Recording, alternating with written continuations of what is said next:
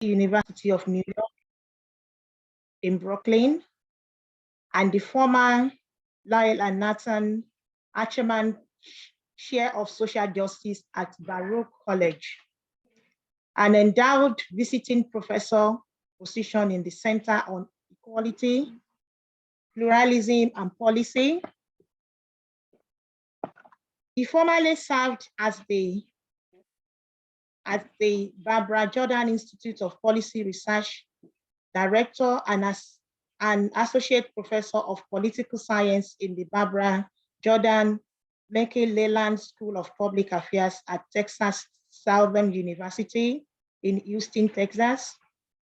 Dr. Price spent 5 years at Rutgers University, New York, at the School of Public Affairs and Administration.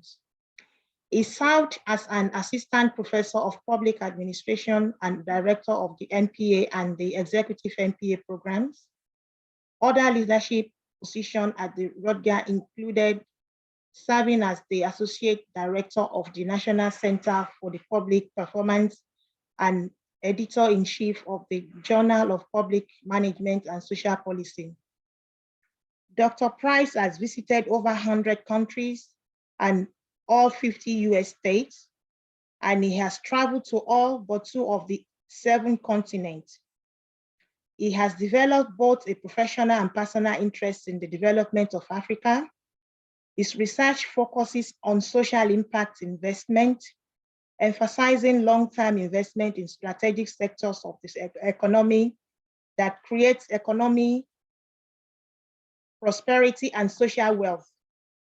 He is a published and respected author in public-private partnerships. Before beginning his academic career, Professor Byron served in the United States Army as Deputy Commander, Executive Officer, and Training Officer at Fort Sill, covering the Desert Storm operation. He honorably separated in 1991 and achieved the rank of captain. A leading scholar in the field of prison privatization. He is the author of the book, Merchandising Prisoners, Who Really Pays for the Prison Privatization, published by Prager Publishers in March 2006, and the co-edited 3rd volume. Co-edited 3-volume set entitled Prison Privatization, The Many Facets of the Controversial Industry by Prager Publishers, September 2012. Throughout Dr. Price's 40 years plus career, he has held many positions across multiple fields to include Doctor of Public Policy and Administration, Professor, Dean Director, Captain of the United States Army, Global Advisor, Research Fellow, Author, Lecturer, and Speaker. Dr. Price holds a Doctor of Philosophy and Public Policy and Administration from Mississippi State University, a Master of Business Administration from Oklahoma City University, and a Bachelor of Science and Master of Public Administration from Texas Southern University. During his distinguished career, he has focused his work in the field of the public policy, social impact, investment, prison privatization, prisoner reentry, mass incarceration, race and gender, social justice, workforce development, and social entrepreneurship. Ladies and gentlemen, please welcome Professor Dr. Price. She read my entire bio. I didn't think she was going to read my entire bio. So it's good morning and good afternoon, some places. And so thank you for having me. It's good to be in Spain. And since we're running behind, I'm kind of like giving an abbreviated presentation. But one of the things I was glad to see that we were having the event here, because I remember the I don't know if you all were familiar with the Malia tragedy where the African migrants were trying to cross over into Spain and Morocco and Spain. It was a major tragedy. And so it's good to see that Spain is being more progressive. But I think one of the things that the African Union has to do in Africa, they have to develop a irregular and regular migration policy. I think that's one of the areas where we could do a lot of great work with respect to migration, because you have a lot of people when they migrate, they're migrating out of necessity. And so I think African countries have to sort of make sure that when there's a regular and irregular migration policy, so that way people don't get caught up in the Middle East into slavery and indentured servitude and so forth, because a lot of that is taking place. So I'm going to look at the migration benefits and integration in the 21st century, North American, European comparative analysis. So when you think about migration, you know, it's basically a very contentious issue, both in North America and Europe. While some argue that migration benefits the economy and the culture, others argue that it can cause social and political unrest. In the United States, there's a lot of contention around, although people successfully migrate to the US, there's a lot of contention and animus associated with migration. I know New York City's mayor is blaming the Biden administration for some immigration challenges. And then you think about Texas, when President Trump and he wanted to build a wall and so forth. And you've seen in Arizona, they had a policy, Senate Bill SB 21, where they deputize everybody to sort of just stop people and arrest them and to check their documentation. So there's a lot of challenges around immigration and migration in the United States as well. And so, but there are also benefits and challenges of migration when you're thinking about integrating it in North America and Europe. So some of the advantages of migration I share with you are where I say some of the difficulties. And forgive me because I don't have my presentation before me, it's on the phone, so forgive me. So some of the barriers and some of the integration are language barriers. I mean, so that's very difficult. So how can you educate people and successfully sort of integrate into society when you have a language barrier? And so one of the things that I'm doing, I'm working with Princess of Cancy with respect to STEM, bringing 10,000 students from Africa into the US and Canada. And we basically have lined up about $1 billion worth of funding. And we're gonna design a work study program. And also, you're gonna be able to take courses in STEM discipline and sports management, because Africa has a big sports management initiative. But also, once you get there, we're gonna make sure that there are jobs. And then we're gonna prepare them so they can migrate back to their home countries and then bring those skills with them. And so I think one of the reasons why a lot of people sort of resent immigrants is because in migration, especially in the US, is they feel that they're taking their jobs from them. But a lot of the jobs, they don't want to work those jobs, but still they resent them. So that's why we had to create better opportunities and make sure that they're educated.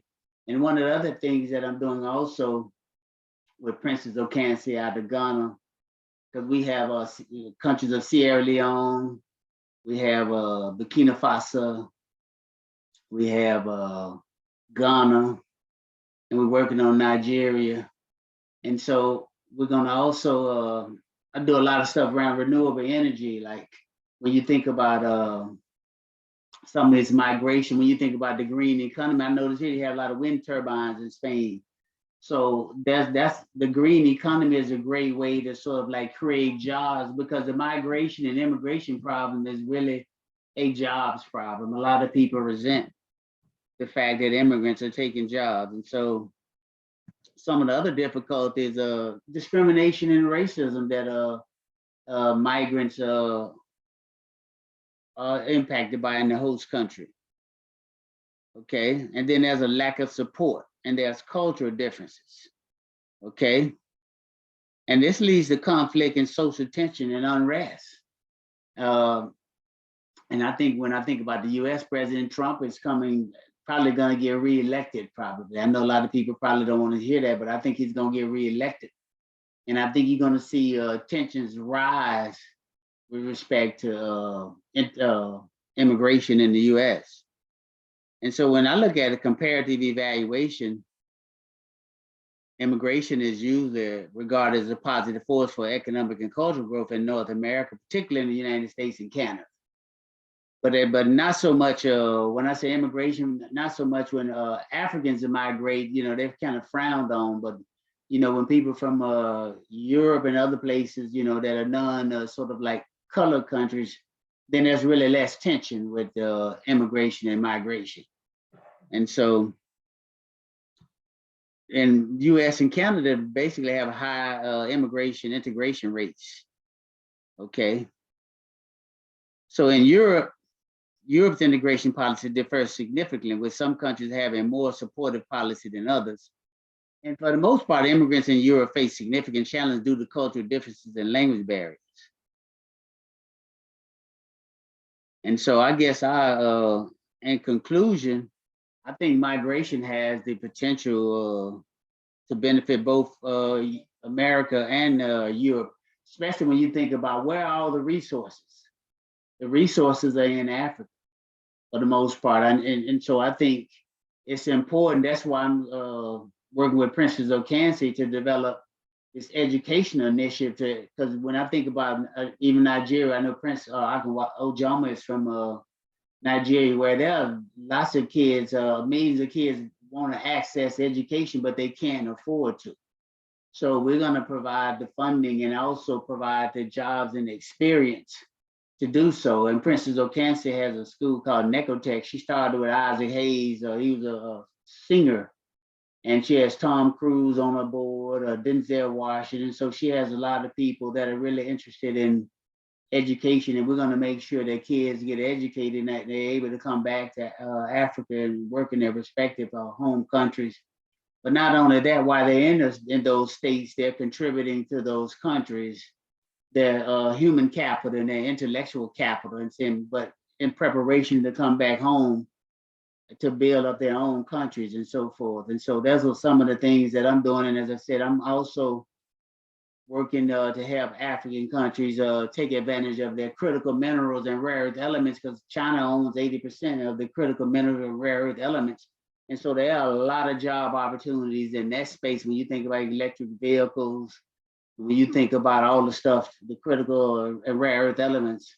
So if I know South Africa is a part of BRICS, okay, but when you think about Africa, a lot of you're going to be falling into the same thing if you decide to sort of like utilize the currency of BRICS and not sort of like, I think, embrace what Muammar Gaddafi talked about, sort of like Africa having its own currency. So as I get ready to wrap up, when I think about immigration and migration, I think we have to improve the opportunities in Africa. So migration is an option, not a necessity. A lot of people migrate based out of necessity as opposed to being sort of like, say, it's voluntarily migrate. And by migrating with necessity, there's desperation. So they get caught up in the Middle East and other places, getting enslaved and really getting taken advantage of and abused. So I stop there because I know we're short on time. I don't know, Prince, do you want to open up for questions, or we just stop there? Are there any questions in the chat? I'll look in the chat, see if there are questions also. The question is this: we're looking at the comparative analysis of African immigrants into the United States or into North America, right? How does that compare with Europe, right? Well, as I said, I think, when I look at America is much more, and Canada has integrated, I think, Africans a lot better than Europe. There still are challenges in the US, but for the most part, I think when I look at Paris, some of the challenges for Africans in Paris, and I think about the Melilla tragedy when they tried to migrate back to Spain, and Morocco is supposedly has the observation of migration. They sort of challenge it, and I mean, they created extreme abuse against the Africans that try to migrate to Europe. So I think Europe has more challenges, and they haven't did a better job of integrating the Africans as America and Canada. So I think, that's why I like this idea. You said CASA Africa. I thought this was, when you had it here, I said, wow, this is a great start. When I think about the Melilla tragedy, and I thought about like Spain, because that was really, when I think about the Melilla tragedy with Morocco and Spain, what the act that they perpetrated against those African, and I know it's difficult, the Maghreb countries, to sort of for migration and so forth, but that's a major challenge, especially for the Maghreb countries and so forth with migration. So I think a lot more work needs to be done in Europe around African migration as opposed to US and Canada.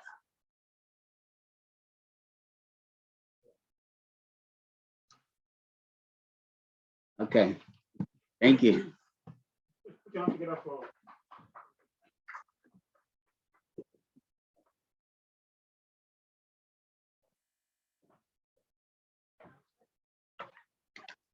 Right. Oh, you have one more question? Okay. No, it's never late. It's recorded, so it's never late. You can, Honorable Damian, please, can you come over and ask the question?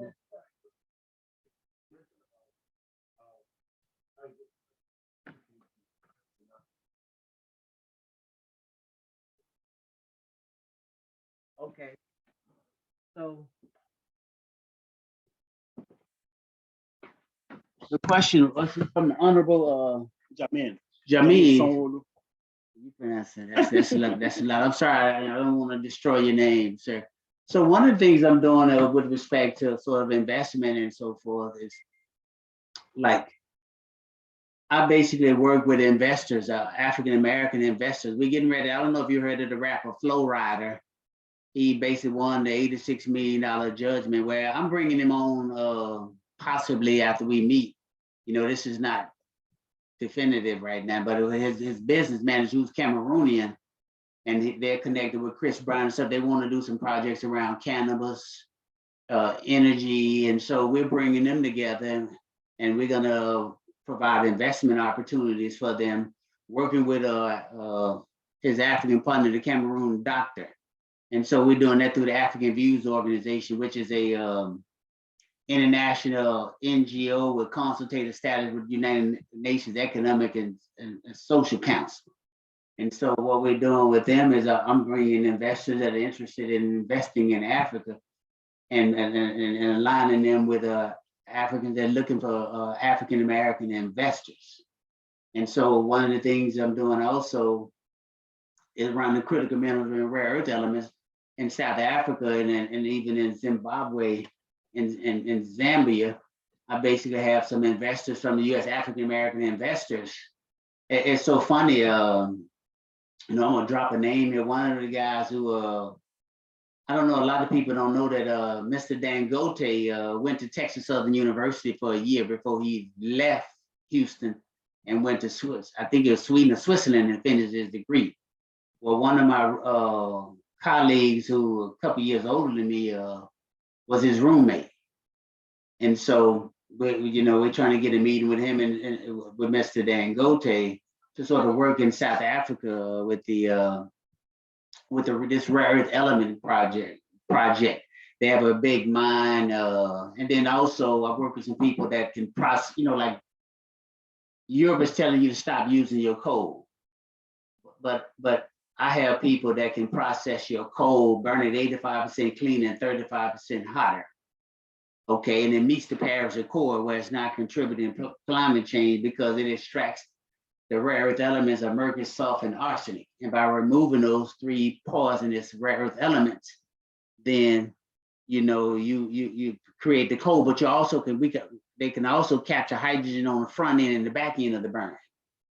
And you can also extract graphite out of the coal to produce graphene. And with graphene, you can store the batteries, you can store the hydrogen, okay? And then with graphene, you can purify water, okay? You can desalinate water. So I'm bringing a lot of these investment pieces together and putting people together because, all the opportunities in Africa. You know, people can, you know, say what they want about Africa, but I think that the big thing is for us to create an Africa where Africans migrate because they want to migrate and not because it's necessary.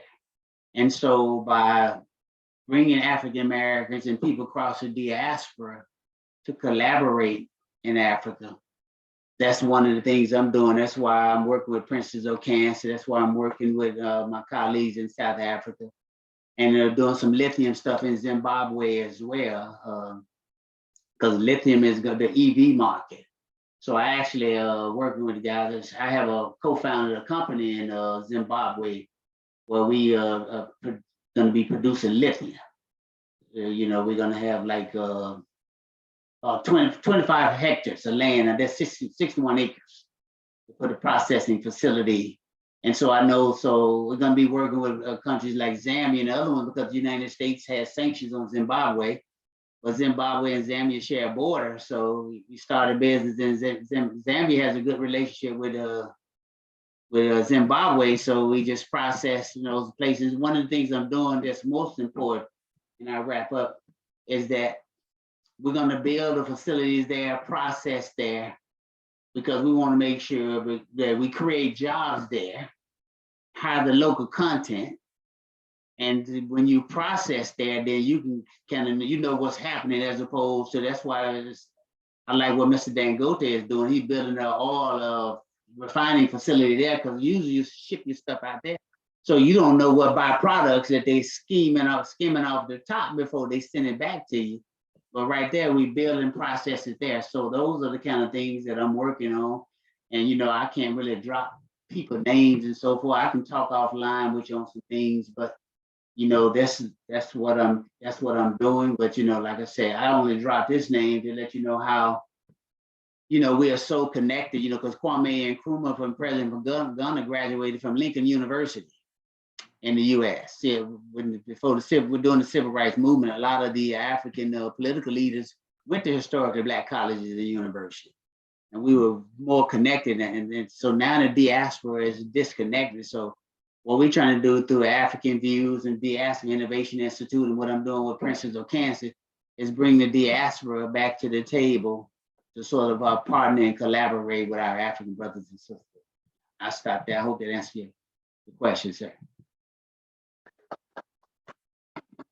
Thanks for our April professor, Professor Byron Price. I can say the bio is very intimidating based on what he has done, and essentially based on some of the, I call him a policy entrepreneur.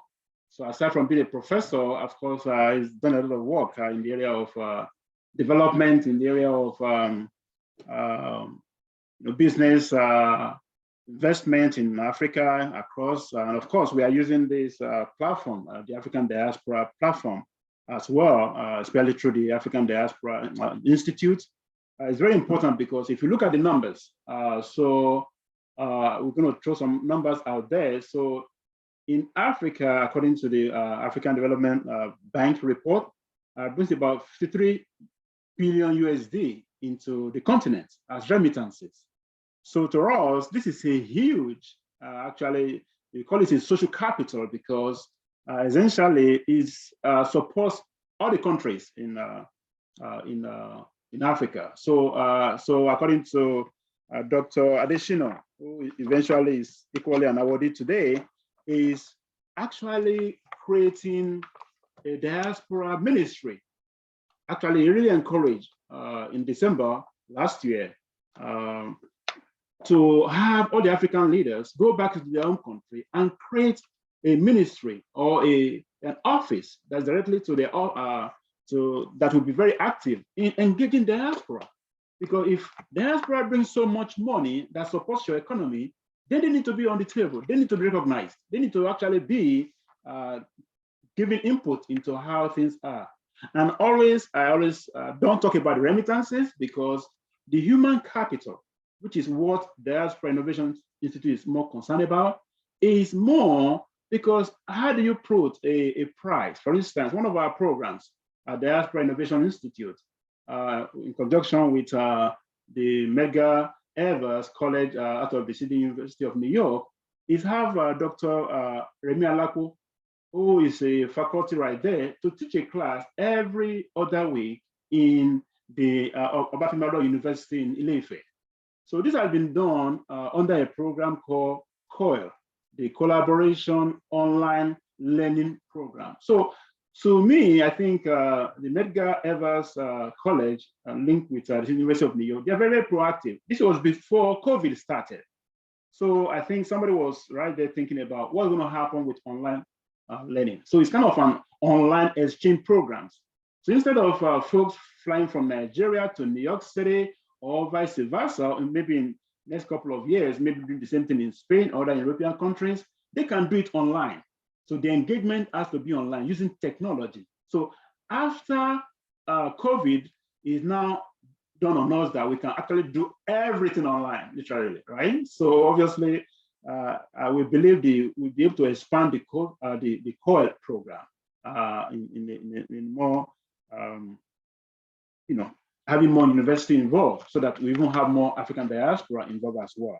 So without much ado, going by the program, I know in terms of timing, we're pretty, how are we doing with timing right here? So we have heard from Professor Byron Price, and the other part, which is the panel, is to interface and talk about creating a model which actually has been in the US, in the United States, which is the Oyotunji African Village. So we are thinking and positive about the CASA Africa. If you go on their website, I think they've done some great work in the area of culture, in the area of entertainment. By the way, I think I may have to say this because it's a public information on their websites. The team were in Lagos looking for entertainers, musicians to come into Spain this summer to be able to really sing to the Spanish audience. And I think that's really profound. I hope by that time or after that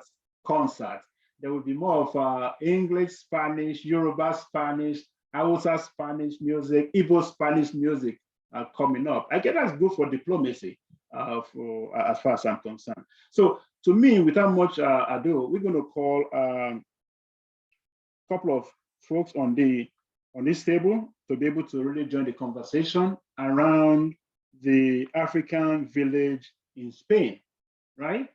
And when you think it, right, no matter how big you think it can come into fruition, right? So what is an African village in Spain, right?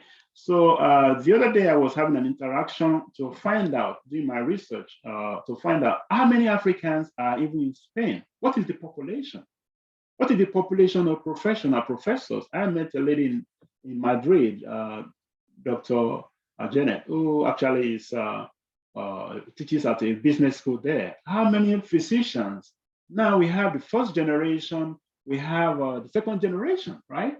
So I've seen a parent or a couple rather who came into Madrid, who came into Spain for honeymoon, and they've been here, they've been married for almost 40 years. So they have kids now who are 40 years old. That's another generation of Africans, right? They were born here, they speak Spanish, they understand the culture, and how are we really tapping into this as African diaspora? So without much ado, I'm going to call a couple of people to join on this conversation. The first here, I'm going to call Ms. Monica Barreto. She is the CEO of Boxer, United Kingdom. Please put your hands together for Ms. Monica. All right, so while she's stepping out, we have as well Honorable Jamin Sanwo-Olu. She is the Senior Special Advisor on Diaspora and in Lagos State. Lagos State is one of the economic heartbeats of Nigeria, actually even in Africa as well. And to join us online, I'm not sure if Kabiesi is ready. Kabiesi, who is in the United States, is the king of Oyotunji. That is the model we think is in North America, which we can, if I say copy from, I think it's the right word, because it's been existing for a couple of years now. And when I was trying to reach him is, why do we have that village? what is the importance of that village? You know, these are kind of things that we'll be talking about. And we just throw some new ideas. How do we create one in Spain? How do we create one in other European countries? Because whether we like it or not, data have shown that Africa is going to have the highest number of workforce in the next 10, 20 years, right? So how are we thinking about utilizing those skill sets? How are we creating those skill sets in such a way that we will have enough human capital to even serve around the world, not only even in Europe, around the world, right? Even North America, even in Asia. So if all these continents are aging, if you know what I mean, then it's on Africa to be able to look at how does that becomes a positive thing to be able to really tap into. So I think we're going to check technically to see if a KBAC is in Abbas, can you please check KBAC to see if it's online, it's in that group, so that you can join us. So again, we can start with the conversation. Unfortunately, the last person, Nicole Odogara, who was supposed to join us, unfortunately, he has a situation with his brother, so he's in either London or Paris as we speak. So he sends apology. So let me get it for our conversation started. While we work on the KBAC to join us, I was wanting the KBAC to lay the foundation, because it's existing already. The KBAC is the king of that kingdom village in the United States, and I thought with that it's good to be able to learn. I mean, how did this start in the first place? So we can now build on that conversation. But I guess I'm going to quickly do something right here. We have his bio here. Oba Adejuyibe Adefumi. I may just read that out. I guess that may give us an idea. It's on page 15 on the program. So His Royal Majesty, I think, let me just pause on this because we have to do that again when it comes on, right? So let's not do double work. So Honorable Jamil, can you move a little bit closer so that maybe when you're starting to speak. Okay. So is that one link into the internet? Okay. So what is an African village in Spain, in Europe, going to look like? Yeah, anybody can start, Monica. Yeah. What do you think it's going to look like? Yeah, for you to be on the screen for the internet, you have to move closer here. So you can move closer. You can use this. Yeah. Yeah. Okay. Yeah, you could speak first. Yeah.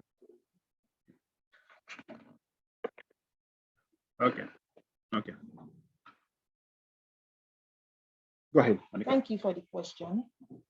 Are you ready? Thank you for that question. I think an African village in Spain will look like, it will mirror what we have in Nigeria. Like, we have a lot of African migration here, and creating a village here will solidify the relationship between Spain and Africa, and also we'll be able to bring our culture, bring it out and showcase it to the world, and teach our children how our real culture, and we'll be able to encourage them to look back home to Africa, wherever they are from in Africa, and also teach the language.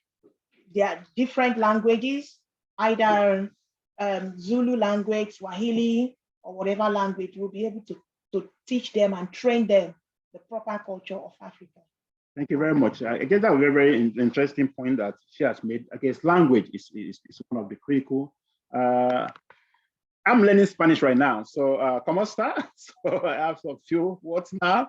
So next, in maybe next couple of months, I should be able to kind of have a conversation on it. So I guess language is very, very important in any way we go. So thank you, Ms. Monica, for that. So Honorable Jamin, what do you think? What does kind of a conceptualized African diaspora society looks in Spain?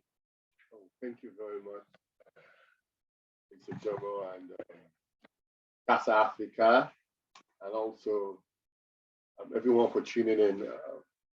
One thing that is common about the diaspora or any diasporic experience is their shared values from a shared place of origin, which keeps them, which builds a community, which fosters oneness and a sense of identity.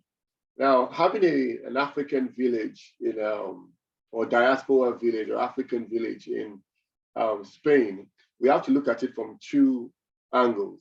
Not just being a village when it comes to the African sense of things, but also a community of people that will come together in one location, be it physical or virtual, to achieve a common goal and to foster community cohesion and ensure that that diasporic experience of connecting with their motherland is elevated and is sustained. So if you're having an African village here, you could have various, I know there are about 52 nations in Africa. How do you have that represented in one building? Would you have a Nigerian room, a South African room, or would you call it a Kenyan corner or a Somali area? You have to creatively put it together, but most especially, you should have images. The building should tell stories. And that African village that could be built in Spain should not just be one that has Africa written all over it. It should also engage the diaspora community that is here and ask them what do they really want to see in an African village here. I'm sure there are many Nigerians here. They say wherever you go, you'll find a Nigerian or two. I'm sure there are many Moroccans, many people from Senegal here. So there should be a round table, bringing all these nations together and communicate to them and say, what kind of experience do you want to have there? And also, if you're having a diaspora, an Africa or diaspora village, what should be the main drive of it? Should it be to drive tourism? Should it be to drive cross-cultural learning, which would be a tool for cultural diplomacy between this island and this nation, and also their home countries?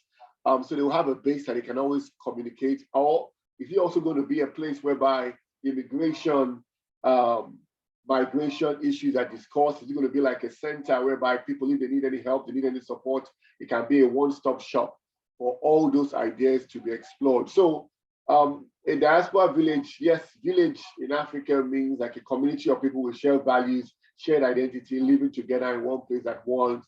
We can have a virtual diaspora or African village, so it will not just be connected physically. You can have a building, but also virtually bringing everybody to see this place as home with common goals, common vision, and common values. Those are my suggestions. Well, great. Common vision, common goals, common values. Those are kind of brilliant ideas. Thank you, Honorable Sanwo-Olu, for those inputs.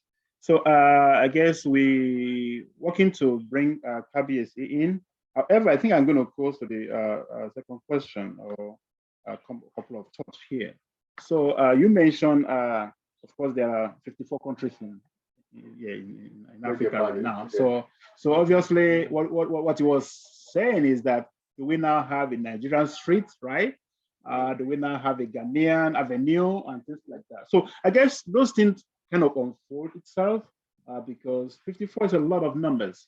And again, if we don't think it, we can't get it started. And if we start building momentums and knowledge around this. And of course, like you mentioned, there will be a virtual session, whereby people can bring new ideas that we can do with as soon as we go on. But again, having an African diaspora village or in Spain or in any of the European countries. Now, the language is important. So how do we try to say in Africa right now, there's a couple of countries that speak Spanish, right? Equatorial Guinea, French is there, English is there. So obviously, if you're going to be in Spain, so how do we get it started? For instance, Diaspora Innovation Institute has a partnership with ADME College of Education, which is a teacher training institution. Do we start having a Spanish school? It's a good starting, so that even locally, we can take a 3-month class. I have here, I just recognize my sister right here, Funke. I need to say this publicly. It's a good thing for the institution. She's a bossa, she's a high-ranking person, Funke Mbedede, with Federal Polytechnic Ideology in Ondo State, in Nigeria. I was discussing with her earlier, can we have a school of Spanish where we bring a people? Of course, I know the embassy in Nigeria would be willing to really talk about this, right? See how we can have a Spanish school in the institution. So that way, before anyone wants to go for a master's program, go for any institutional collaboration, you're able to pick up some, because language is very important, right? So I feel like illiterate in Spain when I can't really communicate. That's what it means, right? So how do you see this going? Do you think towing that line, you're in Lagos State is big on opening new grants. How do you say this? Yeah, back to you. Well, I mentioned earlier about cultural diplomacy, and one of the elements of that too is about, language, ensuring that people can communicate, and share ideas. And I think that's one thing that we could look at. Luckily, as you mentioned earlier about technology and what COVID taught us, that we can now do a lot of things online, that will not be a challenge to have either volunteers or people who are sponsored by either the Spanish, the French, the German, or Nigerian government as tutors, as counselors, as educators that will be able to communicate. Because we also want to learn Spanish, but some Spanish citizens also want to learn Yoruba, they want to learn Igbo. The diaspora community, those who may be second or third generational diaspora, who their parents gave birth to them here, they've not seen Africa, they've not gone back. They also want to reconnect with their roots. So such a platform, physical, connected virtually for learning, will facilitate such dialogues and such learning. That's what I feel. So either volunteers or sponsored tutors may help facilitate that. And also you could use arts and entertainment, that's part of cultural diplomacy.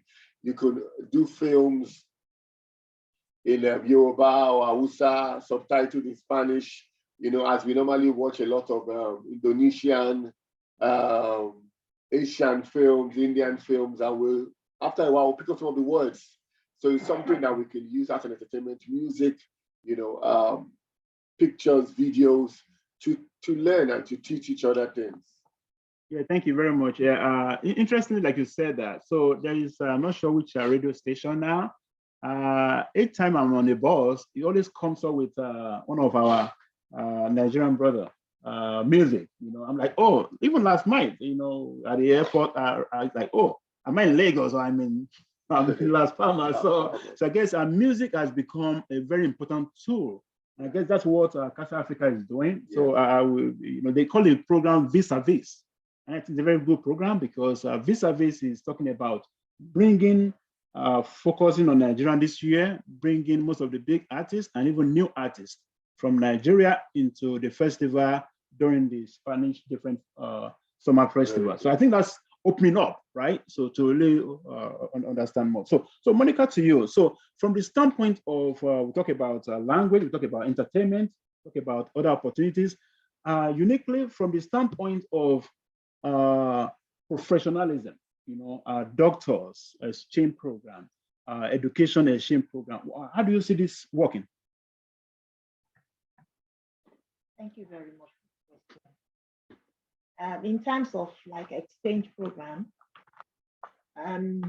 we can take the bold step by approaching the Spanish authority or an institution from here to do an exchange program.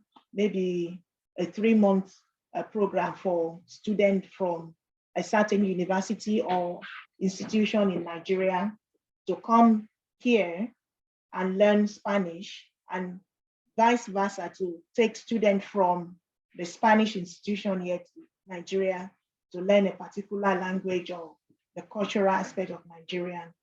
So that way, an exchange program between the two institutions is really necessary. And from there, it will expand to other areas like the music or other cultural thing. Apart from music, we have a lot of culture in Nigeria and in Africa as a whole that can be exchanged, like an exchange program. Okay, thank you very much. So I guess checking, Abbas, can you check if KBAC is on, please? And I think we can have other comments. I'm going to call out Ngozi. I know Ngozi is big on this in terms of entertainment, kind of grooming young artists in Nigeria, especially. And I know we keep on talking about Nigeria. I guess there are other countries in Africa, but I guess majorly, out of 5, you have a Nigerian because of the huge population. So Ghana, Senegal, Gambia, South Africa. So there are tons of them, 54. So you can really imagine. So this conceptualization we are having is very, very important. So I think we need to really have Ngozi to be able to really chip on this. Is very important. She has been in that field. So it's good. She is equally gorgeously dressed. so the clothing, again, we didn't mention about clothing. The clothing is part of the culture as well. So I guess she can join us right here and see if she can add a voice into the culture, and we can take it from there. Okay. You can come over here. Come and take my seat.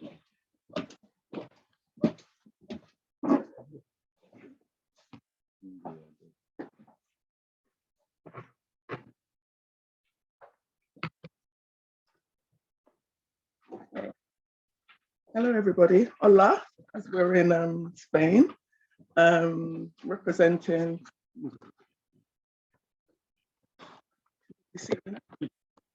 Hola, everybody. That's hello in Spanish. Representing the continent, representing Nigeria particularly. It's an honor to be here and an honor to be an awardee. I want to say thank you, first of all, to the Diaspora Innovation Institute for really conceptualizing such an intelligent move to expand what the continent is doing, as well as that the diaspora is very important.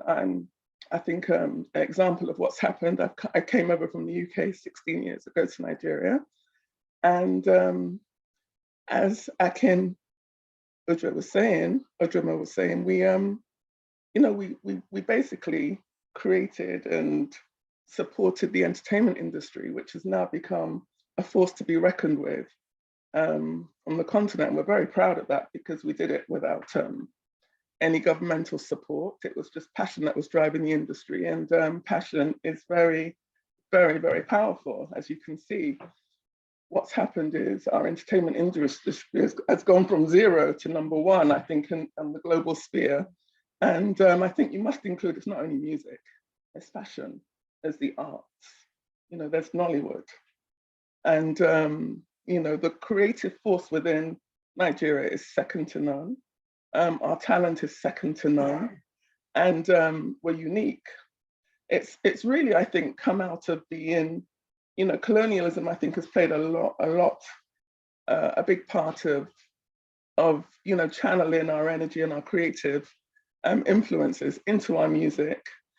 The youth generally, which I think we represent within our platforms, within NMO management, we represent the youth a lot, have a lot to say. And the way they express themselves is through their creativity, through their music, through fashion, through Nollywood. Even in Nollywood, you can see, all the roles being played out. So I think the diaspora, and I was one. I mean, I was lucky enough to have my family. We were forced to come to Nigeria every Christmas and go to the village.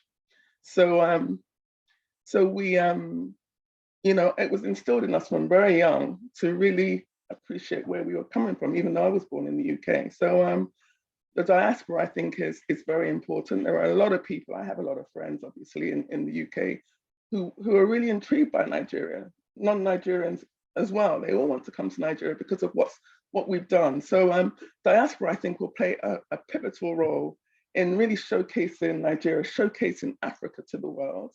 It's worked already, and I think there's a lot more to happen. I think the allegiance of Spain with Nigeria is great. Spain has got history. The Spanish, I think there's a colonial past which needs to be addressed. These are areas that are very sensitive, I know. But you know, in order to move forward, we have to address our past. And painful it may be, but you know, that's the way to healing, and that's the way to us all coming together and working together for the greater good. So that's my view anyway. Thank you very much. So let's go to Honorable, because Honorable is part of the government. So Honorable, tell us, from the government side, right? Government is always a big, support. How do you see that happen? Okay. Happening in this conceptualization of an African Spain, how does the government of Nigeria, from Lagos State, kind of walk through that? Will they be interested in getting young students to be able to study tourism? Tourism is big in Spain, for instance. So Badagry is one of the tourist spots in Nigeria, or in Lagos State specifically. So how will this collaboration work? It can be an exchange program. You do a 3-month Spanish language, and you come here and do an immersion into understanding how does tourism flourish in Spain? Well, I think this discussion would or should be had on the foreign affairs or foreign relations level, whereby the governments, you know, I represent a subnational, which is Lagos State. So Nigeria as a whole, the Spanish government, the French, the German, whichever nation wants to come together to work on something, they have to have such bilateral agreements to facilitate it. Because it's more than just having someone you call a village. You're having representation of the culture, the identity of each nation in a physical or virtual location. From our point of view in Lagos State, Lagos State has the advantage of being a former state capital, also the fifth largest economy in Africa, the home of Afrobeat, Nollywood, the city that never sleeps, the center of excellence, city of aquatic splendor. It has beautiful beaches, just like Las Palmas. Lagos is the place to be, and we'll always encourage people to come to Lagos. So yes, we could have a sister city agreement with Las Palmas and say, okay, what are we going to do to facilitate tourism? 2 ways, coming over and also coming to Lagos and also coming to Las Palmas. So I think it's something that we could explore. And it's something that will be welcome because tourism, we have a lot to learn from each other. If Nigeria, so there's an African village or African house here, and there's a lot happening, they want to come, and likewise. But I believe we need to talk to the consulate and also the missions in Nigeria to see how we can work something out from a cultural diplomacy point of view. Right. Yeah. Thank you very much for those insights. Government, private sector, and the private sector process. So it's always nice to hear from the government side to see how this comes together. So, Abbas, are we checking online to see if KBS is ready? Ready? Okay. So you can advise to say we want their contribution now. So right here, so in still furthering that conversation, so I'm thinking from even the educational sector part, and I think I mentioned this to Ngozi before she came, that interestingly, there is a business school around here, Canary Island Business School, and initially we reach out to them to say, what does it look like? There's a port here, right? And there's a port in Nigeria. There could be some things that to learn. So maybe a business executive training, a week or 2 weeks or 10 days. days or thereabout, even 7 days, can be arranged in such a way that they executive can stay 3 days in an academic environment and then 3 days on the port to kind of see how activities are going on, so that at least such learning is very important because they are coming here to be in the classroom, right? Then number two, to be able to do what? To be able to really learn on the job, if I may see it that way. So how do you think that come into focus? Professional or academic exchange, even professional exchange especially, so that they can learn how to really do it and exchange. Monica, I'm going to give it a try to that.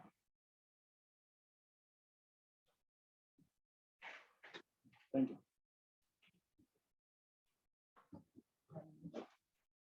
I think the way that will work will be for top executive of each country or each organization to meet and map out the strategic way of delivering that.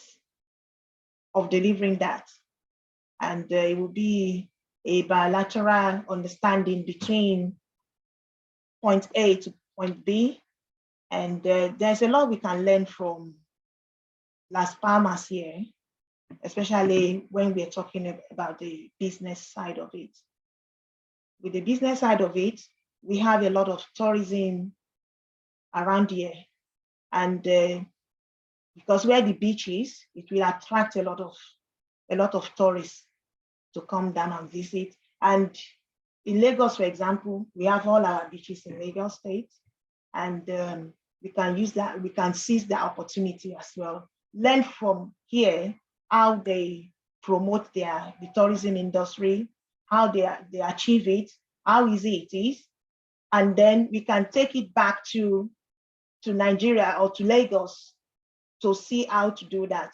That would be between the private sector and the government organization to achieve that. So that is how I think it should be done. Thank you so much. Ngozi, any additional thoughts on that? Yeah, I think with the advent of technology, I think technology is going to play a very important role here because of proximity and distance. What COVID and the pandemic has actually exposed is, we may be far apart, but we're actually very, very close. And with technology, education is literally, a hand, it's just, very, very close. Pressing a button and then you're live, as we're doing now. And I think that works, the same principle can work with education. Education is key. It's insightful. In terms of Nigeria and Lagos, we're all on our phones. And, nobody seems to watch TV anymore, but our phones are second nature now. So I think technology will play a huge part in bringing us all together and really kind of like connecting. So I think we need the technicians on board to really help us in that respect, because the older generation are not really that au fait with the technology, but with good courses and great mentors within that sector, I think we can go far. Thank you very much. Yeah, so I think I know from the Lagos State Diaspora Network or Diaspora Office, there is a mentoring program that is coming up. But I think we can look at that. Technology is very key. And like I mentioned earlier on, the Diaspora Innovation Institute actually facilitates a digital center in Ondo State, So that's one of our flagship programs. So our goal is to actually train 1 million young people on technical skill on sitting down in that city and supporting a company outside the city, whereby they can earn foreign exchange. For instance, some of the projects that we have is in Delaware, designing a website. So you have this a teenager sitting in a high school and designing a website in Delaware. And what you're doing is that you're earning an income, not only even local currency, in foreign currency. So how how do we try to put our arm around this, and even the mentoring part? How does diaspora become huge? I mentioned the other time, the second generation, right? So we have a 45-year-old Nigerian Spanish. How does he add value to Lagos State, for instance? Honorable. How does a 45-year-old Nigerian Spanish who was born here had value either through mentoring program or doing any exchange program? Well, the thing about the diaspora is that they bring a lot to the table. Experience, their exposure, their education, all these are elements that will add value to whatever home or host community that they reside or they would like to impact. So it depends on the field that a person, the second generation diaspora here, may be working in, maybe an IT person, maybe someone working in the ports, maybe someone that has knowledge in terms of IT, and they want to bring that to bear to develop their motherland. Or they may even have access to resources, to high net worth individuals or companies that want to invest back home in Lagos. And definitely the Lagos State government is always ready to ensure that diasporas get information, their investments are facilitated, and also they have good integration when they want to relocate back to Lagos. So yes, we always welcome people from all around the world. Diaspora and Lagos is a home. It's a city, it's a point of contact for every Nigerian in the diaspora. When they think Nigeria, they think of Lagos. When they think Nigeria, they think of Abuja sometimes, but Lagos is the place to be. Lagos is the main place, and we look forward to more engagements, and we invite diasporans to come home. There are a lot of historical places that you can connect with in Lagos. You know, there's Badagry, there are beautiful places on the island. We have galleries, we have conservation centers, we have beautiful food, beautiful people that are always welcoming. So the Spanish Nigerian is always welcome in Lagos. Yeah, thank you very much. Yeah. So obviously, he's doing a lot of promo for the Lagos, Nigeria. I guess we have Kenya as well. Kenya has been huge in technology. Ghana. So I guess these countries, and if you come in through, this is the beautiful of this house of Africa, CASA AFRICA. As you come into the building, you see the flags of all the countries on the building. I guess that's very. I'm not sure if anybody catch that. That's a very beautiful thing to really behold. So I guess still in this conversation, I think I'm going to recognize a few people that came around for purposes before we go to the award proper. At that time, everybody will be recognized. There is going to be a cultural proposition, cultural display here. And I'm going to tell a quick story. I met this, he's a young man from Cuba, right? So his name is Felix Abreu, right? So he's Baba Orishala. And it's interesting where the trophies, by the way, you know, champions get trophies, right? So that's the new dimension of our award. As a champion, you need to get a trophy, right? So so I was just going through and I ran into this guy. I'm like, ooh. I go to the store and boom, I saw Felix. I'm like, wow, this is amazing. So he's displaying our culture, the music, the different paraphernalia of the African culture. And I sent him an invitation, and he is here today with his colleagues. So they're going to have like about 5 minutes to do a quick. I think that would be a good time to even do that right now to get a quick break. If you don't mind, if you're ready, you can just come and do that. That way, it's going to be just a quick one, so that before we're going to technically work on the KPAC from the US to now join us. So at this point in time, are you ready, guys? Are you ready to join us? Yeah, see, the better. Yeah.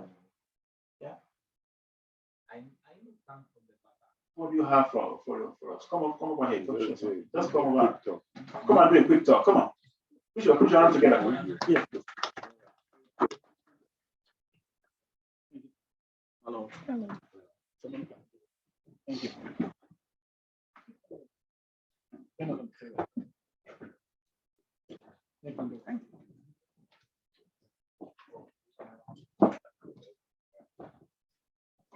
Nothing from here. Thank you. Nice to meet you. I like it. Stay together with you now. Yeah, you have to. Yeah.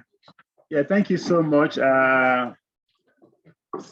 This is the B part of that. For those watching us at home, we're still talking about the African village, African diaspora village in here in Spain or eventually in Europe. So people are watching us online. So as we're speaking, we have a group of people who came in, and actually the deal was for them to do bata because so that they ginger up us all here. But at the same time, they can come in and discuss what it is that he is doing or what he's been doing. I run into him, and he has a store of African arts, and that's very important. And he does a lot of, so tell us more about that so that we'll be able to really know. Okay.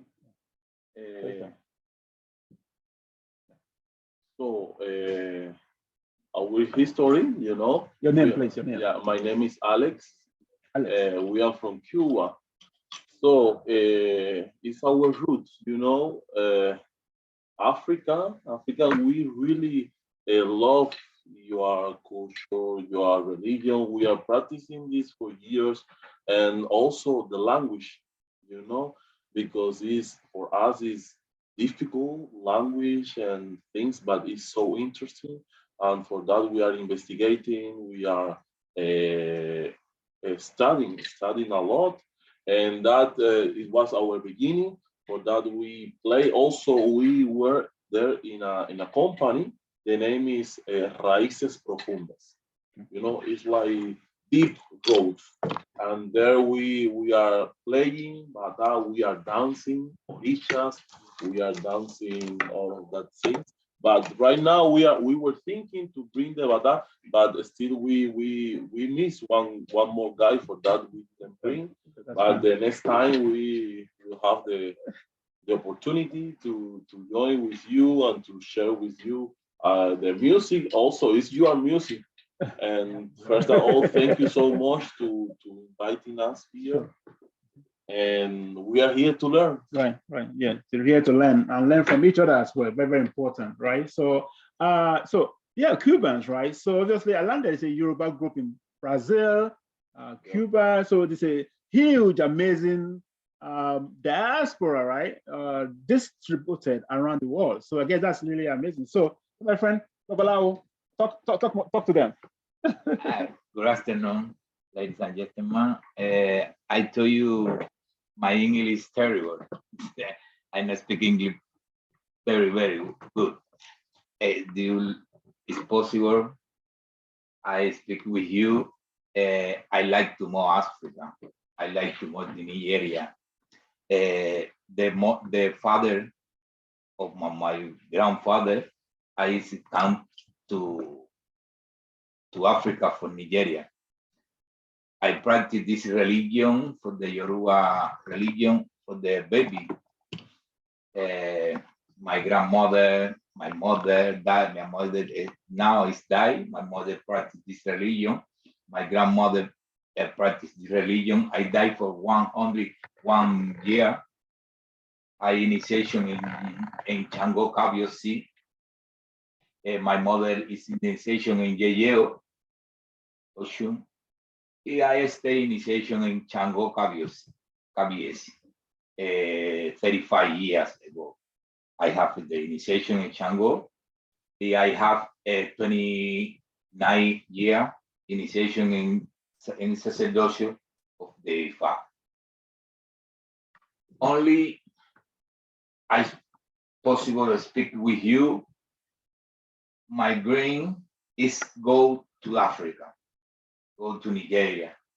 It's the best dream of my life. Now I stay here in Canarian Island.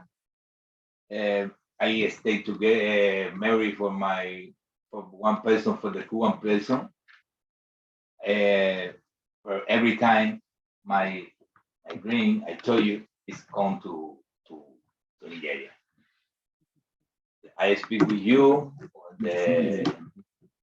Not speak too much English. I speak only Spanish and a little English, a little Portuguese. I need to comprehend with me. My English is terrible. I tell you, it's possible I need to speak in Spanish. You understand Spanish? I'm sorry. Oh, no problem. My son, I start late in English. Okay. En estos momentos me dirijo a ustedes y estoy hasta sudando porque los nervios me traicionan al estar delante de personas que sé que vienen de donde yo deseo y añoro ir. Es tanta el ansia y tanto los deseos que en mi sueño he creído que en mi otra vida o mis antepasados me dejaron ese legado. La necesidad de ir a la tierra donde ellos vinieron. En Cuba estamos un poco confundidos, un poco no, bastante, con lo que respecta a nuestras religiones de venida de África. En mí alberga una esperanza de poder escribir. Llevo ahora 10 años con mi baba estudiando el IFA tradicional, después de haber estudiado casi 18 años el IFA que practicamos en Cuba de legado de los esclavos que llegaron allá. Y en mí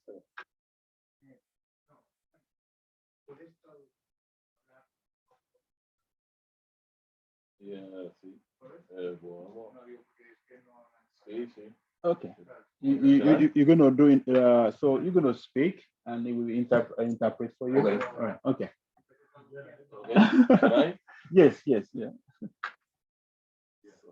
So he's saying that he's really sorry right now, but he's sweating because he's nervous, and he hopes you understand him, because for him and for me also, you are like a big, for us. And he's saying that he in his dreams always he have in mind to go there to Africa, because there the father of his father, his grandpa, he came from Africa, and he bring us this legacy. Okay, continue. son muchas las interrogantes y muchas las preguntas que tengo, que aún con profesores tradicionales So we have a lot of questions, a lot of questions in our mind, a lot of questions that we made for us ourselves, and we are here hoping you can help us. Todo el mundo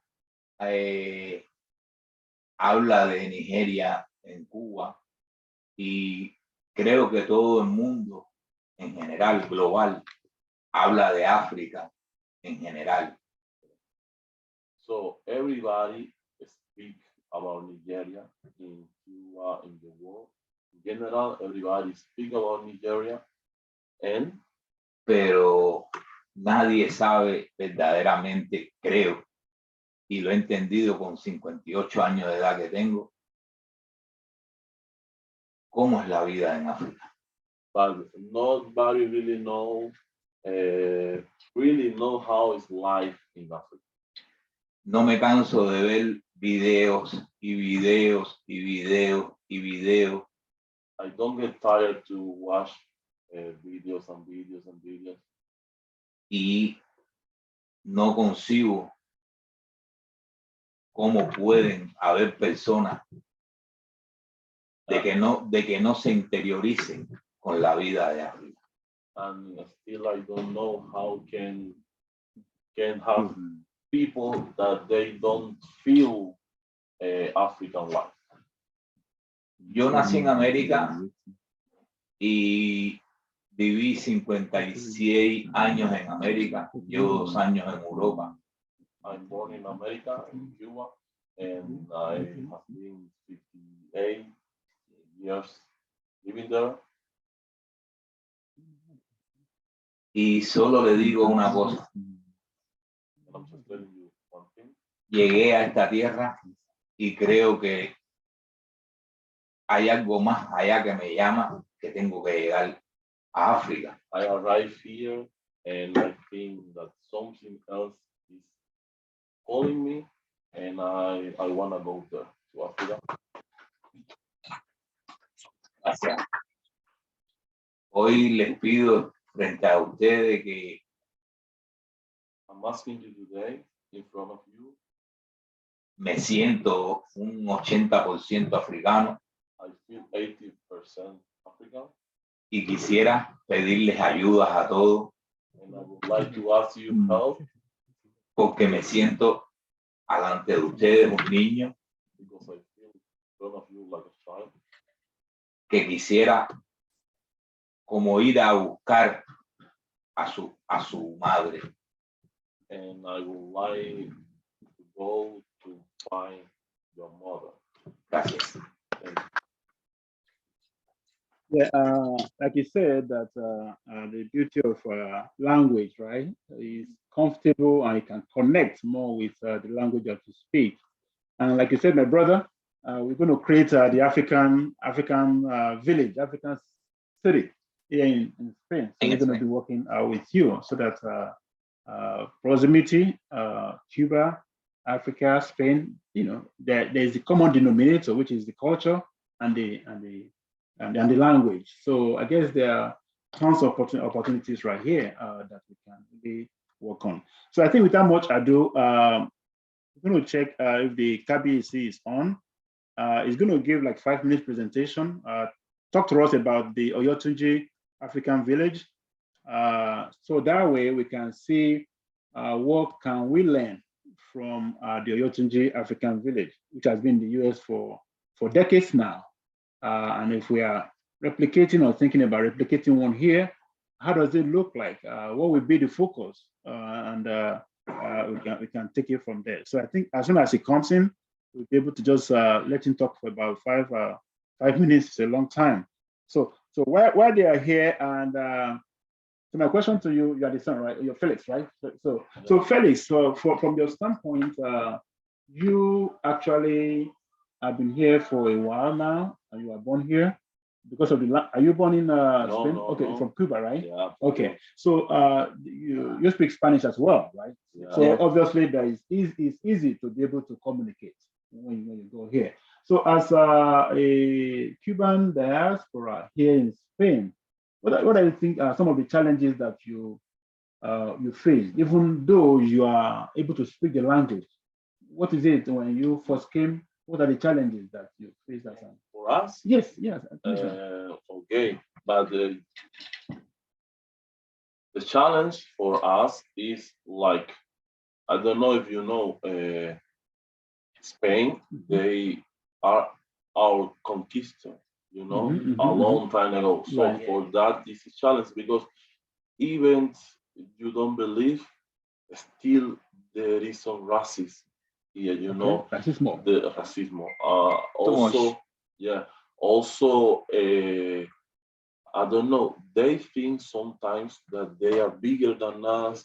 They know, even they start in African religion because they say, no, this is brujeria, because they call it brujeria, but they go there and they will try to find a babalawo, you know, to do brujeria. But then when they start to do that, then they believe that they are better and they are...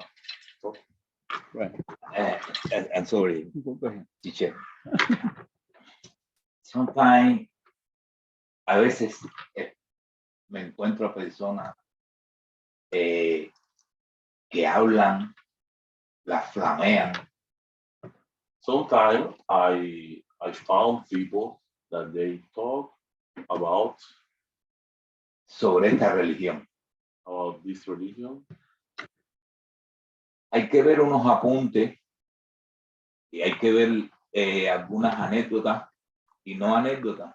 Nuestro alguacea, Juan de Abímbola, ha dejado bien claro que las personas de tez blanca que trabajan en la UNESCO, We have to see some point, we have to read some story, and we are follow also Juan de Abímbola, and he made so clear about white people. le han dejado bien claro que ellos mismos nos dieron a nosotros el rango de patrimonios de la humanidad por ser la única religión en el mundo que es oral e intangible. Okay, so they themselves they made us this ranch like a patrimonio.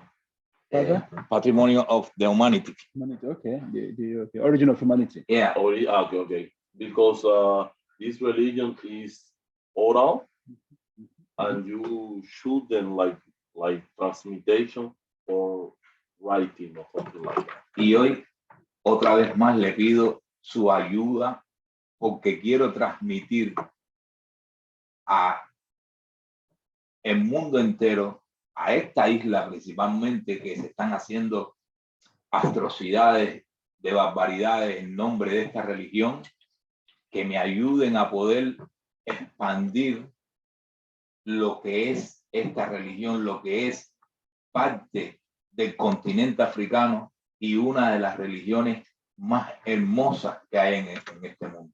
So today I want to ask you again to help me to share with the world this religion, because here they are making wrong things, thinking that this is the good things, thinking this is the right things, and they are wrong. So we are helping we are asking your help to join us to share this religion as well, so people can understand more and then can do right things. Y quisiéramos hacer una invitación a cuando puedan a nuestra tienda, que queremos después a ver cómo podemos hacer. So, and also we want to invite you to our shop, and you can go there and to see what we are doing, how is our programs, and we want to share with you also a little bit of our culture. Right. Thank you so much. Please put your arms together for them. Thank you. You can stay. So without much ado, I think we have KBAC online right now. Is that correct? KBAC is connecting the audio. Yes, KBAC. We'd like to see you. KBAC is going to be joining shortly. Okay, how shortly is that, ma'am? Within 5 minutes. 5 minutes. Okay. So right now, I think finally, I was going to talk about so his shops, by the way, is actually on the way where we pick the trophies. So obviously, maybe went on our way. If it's okay, if we are not too tired after lunch, we can stop there just to see and take pictures and just to really align with him, because it's a shop of materials of the African religion. So it's optional. Just see again, because again, the Africa as a continent has the language, the religion, right? We can't leave the religion away from a particular people, right? So that's important as well, to see how is it being practiced, how is it being moved from one generation to another, how is other religion, talking about it. So again, exactly. Okay, thank you for that. So without much ado, okay, that's I can see the KBAC right there. Kábíyèsí, Yes, ẹ I greet káàárọ̀. you. Ẹ Ẹ káàárọ̀, káàárọ̀, ẹ kú ojúmọ́. Caro, baba. ẹ kú Ẹ ojúmọ́. káàárọ̀ bàbá. Ẹ kú Ojúmọ́. Bẹ́ẹ̀ni, ṣàlàáfíà. Ẹ káàárọ̀, Àlàáfíà. Kábíyèsí. Right. So without much ado, that's the Kábíyèsí. Let me get the profile right here. I almost read your profile, Kábíyèsí, in your absence. And I remember our chief, our flamboyant chief, Abiola, said, you cannot shave a man's hair in his absence. So I have to really wait for you, Kábíyèsí. So quickly, I'm going to read the bio of Kábíyèsí here. It says that His Royal Majesty Oba Adeju Igbe Adefumi is the Oyotunji Ekeji paramount ruler of the New World. Is the second person documented in American history to be crowned leader of the Yoruba people of North America and Oyotunji African Village. This title comes second only to his father and predecessor, Oba Towaja Oyejeman Adetuji I, the father of the Yoruba movement in the Americas. King Adejigwe Adefumi II has traveled internationally and throughout the United States, educating individuals, students, organizations of the importance of the Yoruba culture. His Majesty has been featured keynote speakers at several global college conferences around the world, amongst the Spirit of Peace Conference in the United States, Alaswada Conference in Trinidad and Tobago, in the Palace of Ile-Ife, which is the source of humanity, and the Ibiza Festival in Miami, and many more. His Royal Majesty has received numerous awards and recognition for his leadership, royalty, infrastructure preservation, and on behalf of Oyotunji. Without much ado, his profile is on page 15. Can you put your hands together for Adeji Adefumi? Ashe, Adupe. Thank you. So, Kábíyèsí, I guess our panel discussion before, because of the changing of time, we're expecting to have you lay the bedrock for what we now propose as the African Diaspora Village in Spain, or in the European Union. So walk us through, how is the Oyotunji Village? When was it started? How is it conceptualized? The reality now is not more a concept because it's real. I've not been opportunity to be there, but I know Dr. Remi Alapo was there a couple of years ago, and he really went me through that. So Kábíyèsí, tell us, what is Oyotunji African Village? Oyotunji African Village is it's a crucible for the study of traditional West African worldview, concepts, and religious studies. Oyotunji is a beacon of hope for those who want to return to the tradition of their ancestors.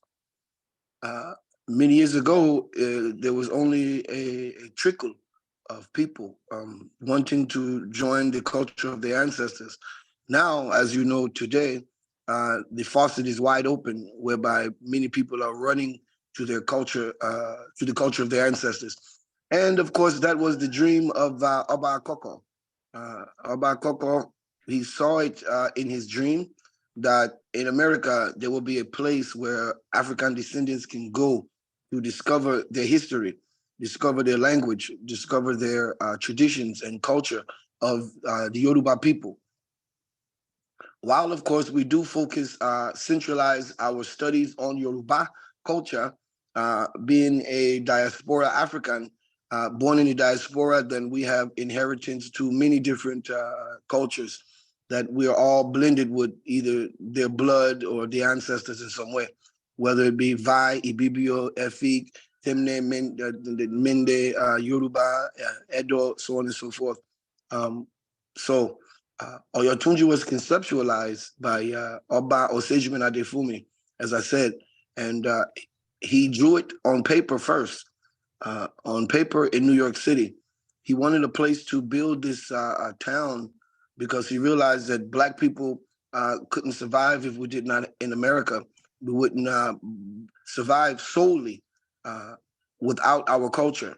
And so he decided that if we do not have towns or cities or villages where we can grow ourselves, we can be quote unquote segregated from the masses and study our culture and live our culture.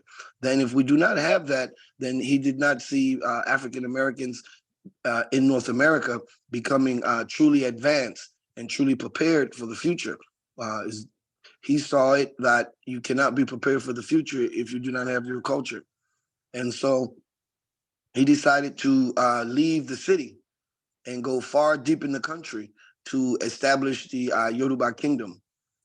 While many people who have the wherewithal to establish towns and kingdoms today, it may not start so rudimentary. However, the rudimentary beginnings was a very good opportunity for those small band of African Americans to work and see if they can really have the self-determination. So they had to construct the kingdom initially out of the forest. And so there were no 2x4s and boards and things to build the homes. Because as you know, in America, everything is always wood. And so they built the homes out of the forest, the first homes in Oyotunji. And so slowly but surely, we were able to advance from a nation of people who use the forest to build to a nation of people who now do their own carpentry, brick, construction, electricity, plumbing, and all of those things. And so it was part of the self-determination is why the village started out so rudimentary. Because Baba said that he wanted us to prove that we can take care of ourselves. We can fetch our own water. We can catch our own food and grow our own food. And so we become independent from the Oyimbo world. And so Baba saw it that if Black Americans did not have a place where they can go and see the tradition, the colors, the beauty, the language, the music, the history of their ancestors, they would not survive into the future. And so Oyotunji, as I said, is a crucible for the study of traditional West African thought, worldview, religion, and tradition. And since then, Oyotunji, it's not been an easy road, as you can imagine. Anytime you have human beings together and they want to work together, they want to grow together, of course, you're going to have issues. You're going to have problems. You're going to have many, many debates, many, many, many meetings. And so what Oyotunji did was Baba Oba Akoko, he reestablished the Yoruba hierarchy in terms of government. And so not only did he reestablish the hierarchy of the Orisha, the hierarchy of the spiritual system, but also the hierarchy of the government, whereby you have the Eledumare, you have Orisha, you have the ancestors, you have the Oba, you have the Ogboni, you have the Babas, the Yeyes, you have the Oloyes.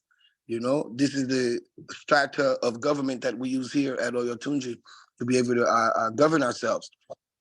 And so, once again, indeed, the many people said it could not be done. They said that African people in America would never return to African culture.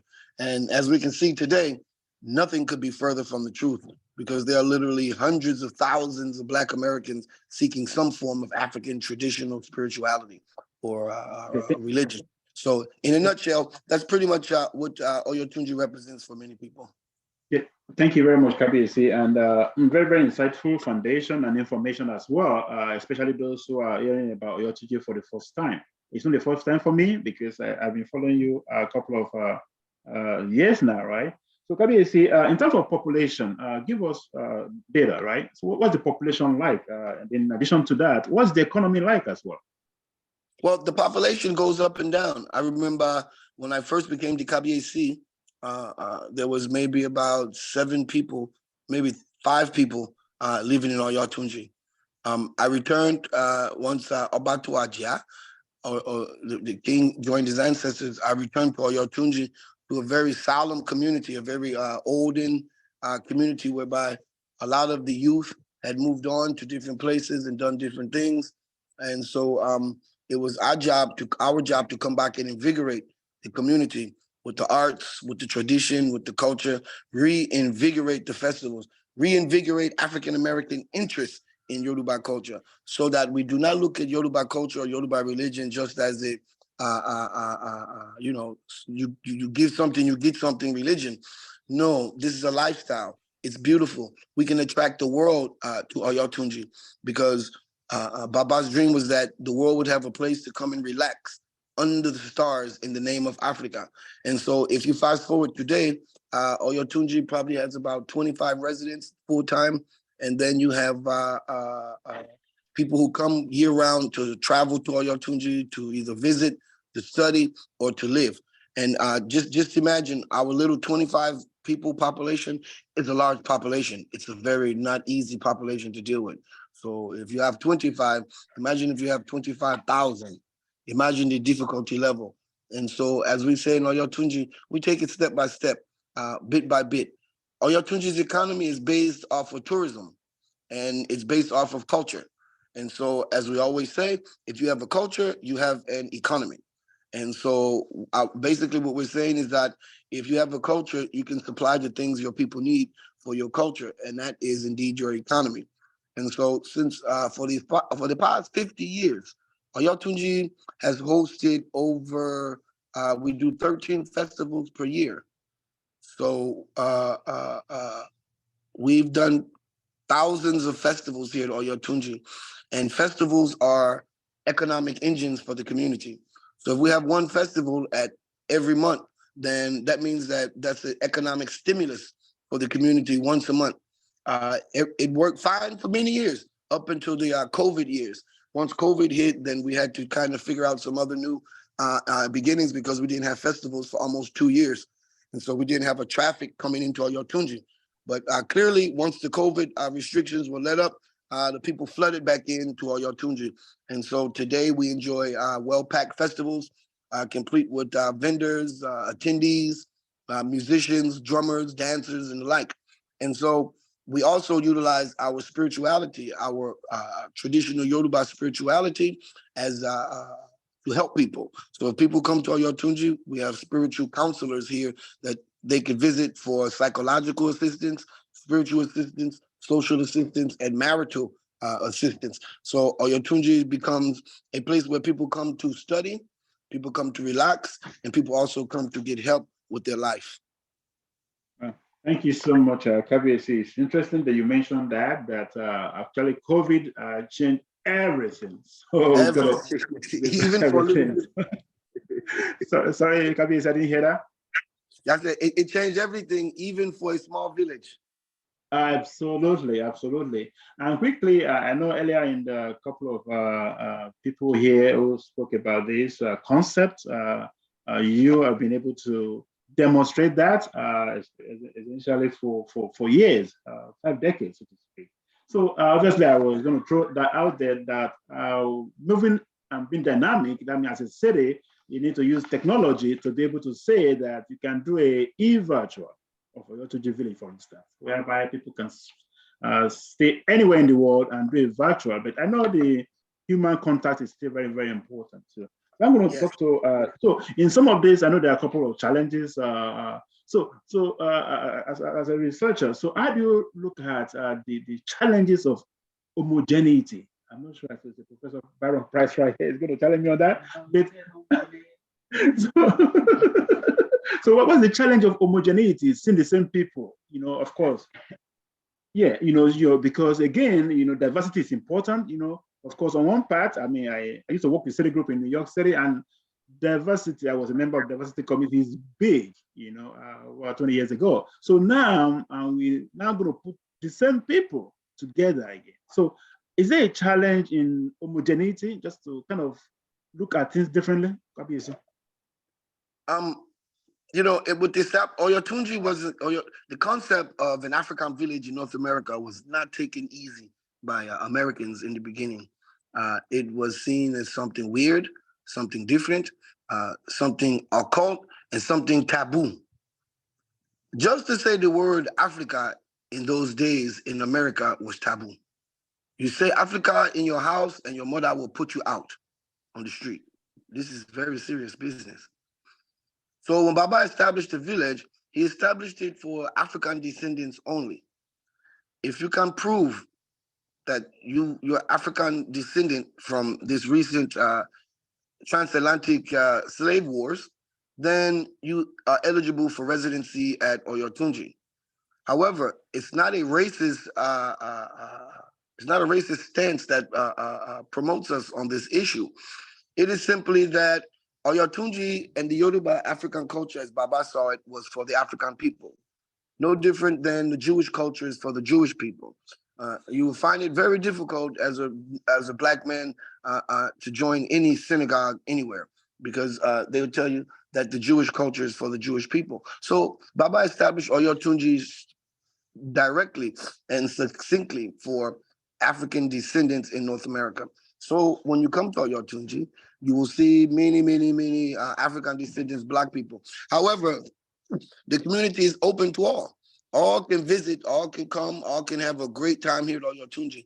But in order to join the spirituality, in order to join the priesthood, in order to live in Oyotunji, you would have to be of recent African descent and able to prove it. Does that answer your question? And so it's not a race that promotes us. Oyotunji's diversity is from all over. We have Oyimbos come to visit, Chinese people, German people, people from Deutschland, people from Finland, people, Scandinavians come here, Israeli people. And so we're also open to various different religious groups coming to tour Oyotunji and learn. So we have students from the theological institutions, the institutions that you have to go to in order to be a preacher or in order to be a bishop. You have to go to theology school. And so many theology schools come to Oyotunji because, as you know, most Christian preachers wouldn't tell you, because they generally tell you you have to believe in Jesus and that's it. But they wouldn't tell you that in order to be a preacher, you have to learn about every religion on the planet. Absolutely. And so Oyotunji is on the roster for the theology schools. Oyotunji is on the roster for many universities throughout the United States who send their students with all fees paid, maybe bus loads, to Oyotunji to experience the culture. So Oyotunji expresses itself and lends itself to a vast, diverse group of people here in North America. Yeah, thank you so much, Kabisi. So in expanding that, I will say that so there's so much to learn. I'm not sure. I will lost the Kabisi. There's so much to be learned from Oyotunji African village. So, so what are the things? So, if top three things that need to be learned in conceptualizing this African diaspora village or city in Spain, what are top three things that this generation, these folks who are thinking about this idea here in Europe need to think about? What are the top three things that they need to really be ready to be able to combat in terms of acceptability, in terms of economy, in terms of attractiveness, attraction into that city, or in terms of even get it started, even legal framework as well, and even the logistic and infrastructure? Yes, definitely infrastructure, definitely. Because the way the world is moving now, our infrastructure here at Oyotunji is a little outdated, and so we have to revamp it. But infrastructure should be in the modern times, which would, by that I mean infrastructure would come from sustainability, utilizing the sustainable methods of living so that as we create towns and villages, they're not a burden on the environment and they're not a burden on the electrical grid. So you would definitely want to think of powering your community by using sustainable methods and also sustainable building techniques. Okay, while this sounds like we're just trying to save the wells and hug all the trees, not necessarily. The concept here is that African people did not destroy the environment to create their towns and communities. Every time we go to Lowe's or to Home Depot to buy things, we're participating in an environmental degradation. Even though it's the normal in America, it's still degradation. And so we think in terms of infrastructure. We think in terms of humanity wanting to chart themselves or march out together on this particular mission. There has to be togetherness. There has to be unity, because there has to be social clarity, because many people want to recreate the European world. And by social clarity, I mean that the social organization should be organized up under the guise of the African traditions. Understand? In terms of marriage, in terms of community, in terms of service, and in terms of duty, and in terms of government. Because when you go around the world, you will always see that most people utilize their traditional government system when they govern themselves. The Europeans brought their traditional governance system to West Africa, and they spread it around the world. So that's nothing. Democracy is not even the European governmental system. It's an African governmental system. So they sold democracy back to us. Nobody's more democratic than the African people, especially those people who live in Nigeria, as it's known in many universities. And so in terms of creating a community out of thin air, one has to be versed in all of the construction arts. We have to be able to train our people to build our communities. Our people should know the masonry. They should know the plumbing. Our own people should know the electricity. Our own people should know all of those utilities, so that when it's time to construct, we utilize our own people. Our worldview must remain. Communities and towns and groups of people operate off of a worldview. Our worldview at Oyotunji is based on African concepts or Africanity. Okay? Now, when I say that, I mean that everything, even the architecture, has to be very African. So you have to think in terms of spiritual or sacred geometry when designing a community, when constructing houses. Like in Oyotunji, Baba made the village look more like Oyo style roof. You know, the roof of a house, or the aja, the roof of a house is, it lets you know what type of culture it is. You would know from a pagoda, you know, if it's different from an Eskimo house to a Chinese house, Japanese house, Kazakhstan house, or Islamic house, or African house. The roof of the house is everything. So the architecture of the people must stand through. One thing about creating a community is tolerance. We have to have big tolerance, because not all of our people are coming to us well put together. So we have to have tolerance and able to help them move forward. So, you know, we think in terms of things like infrastructure, unity, and economy, because every community must have an economy, but the economy must be based off of the tradition of that people. And just like if you go to a Chinese restaurant, everything in the Chinese restaurant comes from China. If you go to a Jewish restaurant, everything in the Jewish restaurant comes from Israel. We have to make those connections too, because when we have diaspora communities, they are satellites of the homeland.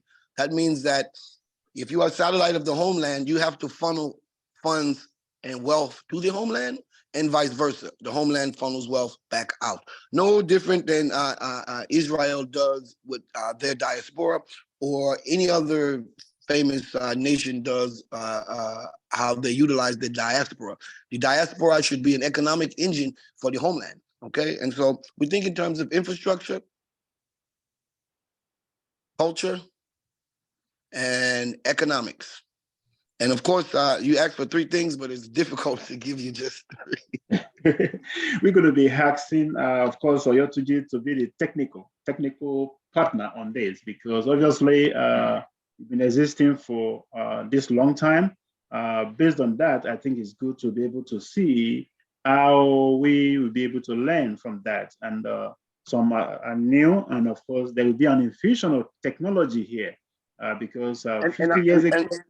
I would also add and say that one reason for Oyotunji's survival is Oyotunji did not try to exist or grow within the confines of an incorporated area. Where Oyotunji exists now was nothing but rural trees many years ago. And so it's what we call free zone. Free zone is a place where it hadn't been developed yet. So basically you can create your own laws around permitting, around licensing, around different things like that. If you are near a city or near a populated area, then it's very, very difficult to obtain licensing and permitting and things like that. So, you know, I tell people that in America, they want to start a village in Washington, D.C. I said, no, that's bizarre. They give you trouble. Go to Arizona where it's free.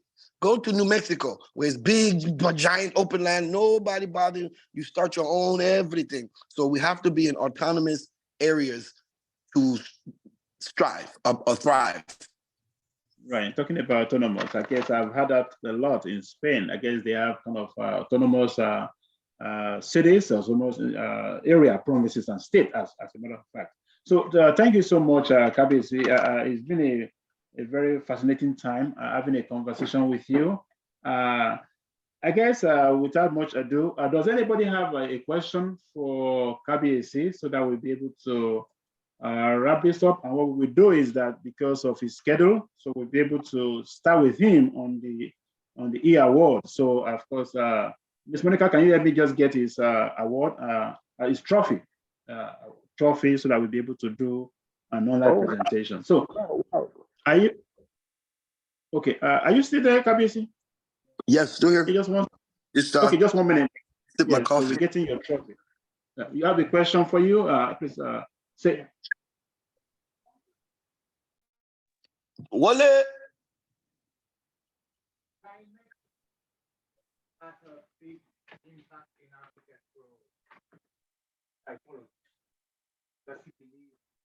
No, you said that. Monica? We creating the African village climate and it affects the way of life, the culture, you know, and the architectural typology. So the Zoba believes that, you know, that in his case he has experienced like similar, you know, problems or challenges, however you want to call it, being sustainable. For example, Nigeria or has a different climate than Morocco. So what are his thoughts on that? On architectural typologies towards the climate in South Carolina? I think so. Did you hear the question, Kabisi? I heard a little bit of the end, but can you repeat it for me? So, in summary, what he's saying is that how does the climate, the environment affect in creation of a new city like yours, or to make it sustainable? Because like I said, very good question. Yes, very good question. You know, if you are starting a community and you have architects, planners, plumbers, pipe fitters, you have foundation layers, that's great. That's great. That's the way to go. However, when Oyotunji first started, as I said, the people who started Oyotunji, they were not builders. They were not plumbers. They were not construction people. Most of the people who started Oyotunji, my father was a dancer. He was an artist and a commercial artist. You know, he worked for television and he danced on stage. So a dancer knows very little about construction. All of the elders who founded Oyotunji, they were not builders, architects, or anything. And so through many years of trial and error, we figured out how to exist in the swampy, 100% humidity most of the year, and very wet, very rainy area. Because when Baba first started the community, they were building houses on the ground. They did not know that in this area, you know, certain times of year, it will flood 5, 6, 7 inches, which means everything is wet. So the first couple of years in Oyotunji, everybody's homes were wet because they did not understand the topography. They did not do a study. But over the years, we understand the weather patterns. We understand the heat patterns. We understand that and the like. We have been constructing homes for so long out of wood, which is conventionally an American thing. However, we're now moving into areas of sustainable building, whereby we're utilizing many techniques out there, but the technique that we're homing in on is called super adobe, whereby we're able to build by using the dirt under our feet. Okay, we've built several prototypes in the village to show people that it can work. There are many communities who are using this technique of building. And so we're moving away from trying to go to Lowe's and utilizing the sheet metal, utilizing wood from the forest to construct our homes. Because the way this KBAC is telling people is that everybody cannot have a house made of wood. If everybody had a house made of wood, the forest will be gone. And so what we're trying to utilize sustainable building techniques, because in Oyotunji, most of the roofs have a hip roof with an A-frame. And so, as you know, that takes a lot of construction and a lot of technique to build it. And so Oyotunji's foundation did not start like maybe you were starting. If you are able to start with, you know, those basic trades or disciplines of construction, infrastructure, pipe fitting, pipe laying, and foundational construction. If you have people in that area, then you were starting off in a 21st century style. And it's definitely necessary to have an understanding of the area, the climate, the ground, and all those things before we begin to build. Otherwise, you have to go through trial and error like Oyotunji did. Thank you very much. I guess you guys have paid the way. So obviously we're going to learn from past mistakes, and we have obviously learn from that and fast track and leapfrog, if I use that word. So thank you so much, KBAC. And I know you sent, so we will do this first, and I think there's something from your office. So I guess that would be your response. So I'm going to quickly call on Professor Byron Price. Please, can you come over here, Professor? So do a presentation. I guess just rolling into the next phase, which is the award phase right now. Is for him to do an e-presentation for the KBAC. So Professor Byron Price, please can you come over here and take a seat and do your thing. Thank you so much. KBAC, I agree. Eshe Modupe.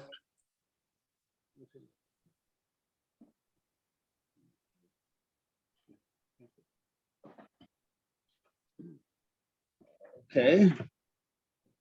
The Diaspora Innovation Institute, EU, presents African Diaspora Champion Award 2023 to His Royal Highness Oba Adafumi II on May 12, 2023, Las Palmas, Gran Canaria Islands, Spain. Congratulations, sir. Adupe, Adupe, Asheo, Adupe, Inu Obadun. Thank you. We are very happy to be considered and to receive such an award.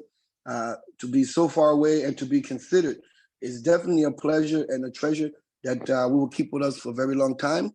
And indeed, it helps us to continue going, to let us know that we have our people with us. So we thank you once again. Absolutely, because the African proverb said, when spiders unite, they can tie up a line. Ashe, Benny, Ashe.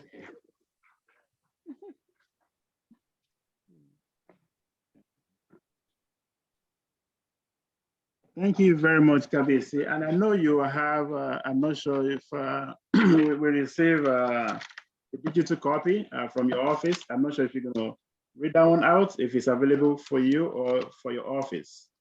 If not, of course, we have received it. So if you're going to have it typed, read to us. If not, we're just going to publish it in our group.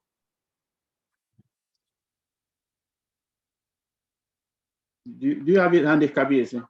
We receive correspondence from your office. I'm sure. Pardon? I said we received a correspondence from your office. Mm-hmm. So I'm not sure if you have it handy to read it since you are online right now. But if not, we have received it. So we just have it for a couple. Sure.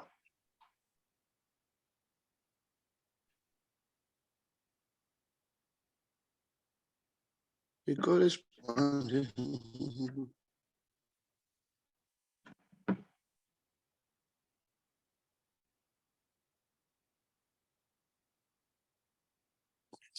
Which exact one are you speaking of?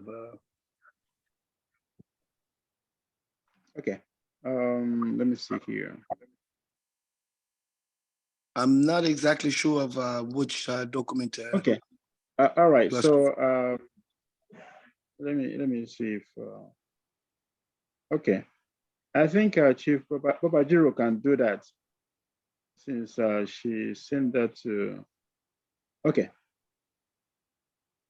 Thank you very much, Kabi. Sorry, thank you very much, Kabi. See, that is the acceptance of that, which read. I can read out in summary that on behalf of His Royal Majesty, that you have accepted this award, and obviously in the name of I have our that document. I found it. Okay. Okay, sure.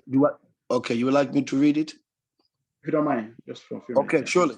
Eliju Kikwe, di Eliju, which means that we look forward, or in time, the field belongs to the leopard, which means that we look forward to finding our ancestral heritage eventually. Greetings on behalf of His Royal Majesty Oba Adejigbe Adefumi Ekeji Oloyotunji of Oyotunji Oshagiyan Palace, Kingdom of Oyotunji Village, would like to acknowledge Prince Akinwale Ojomo, CEO of Diaspora Innovation Institute, Prince Ojomo's successful efforts of facilitating, promoting, and celebrating Yoruba culture and tradition in the global diaspora. We're deeply honored to receive the African Diaspora Champion Award. We are delighted and look forward to traveling to Spain one day to visit and collaborate with CASA Africa. We also would like to acknowledge and congratulate the United Nations institution for supporting and facilitating a decade of creating opportunities of acknowledgement and recognition specifically for our global diaspora African descendants.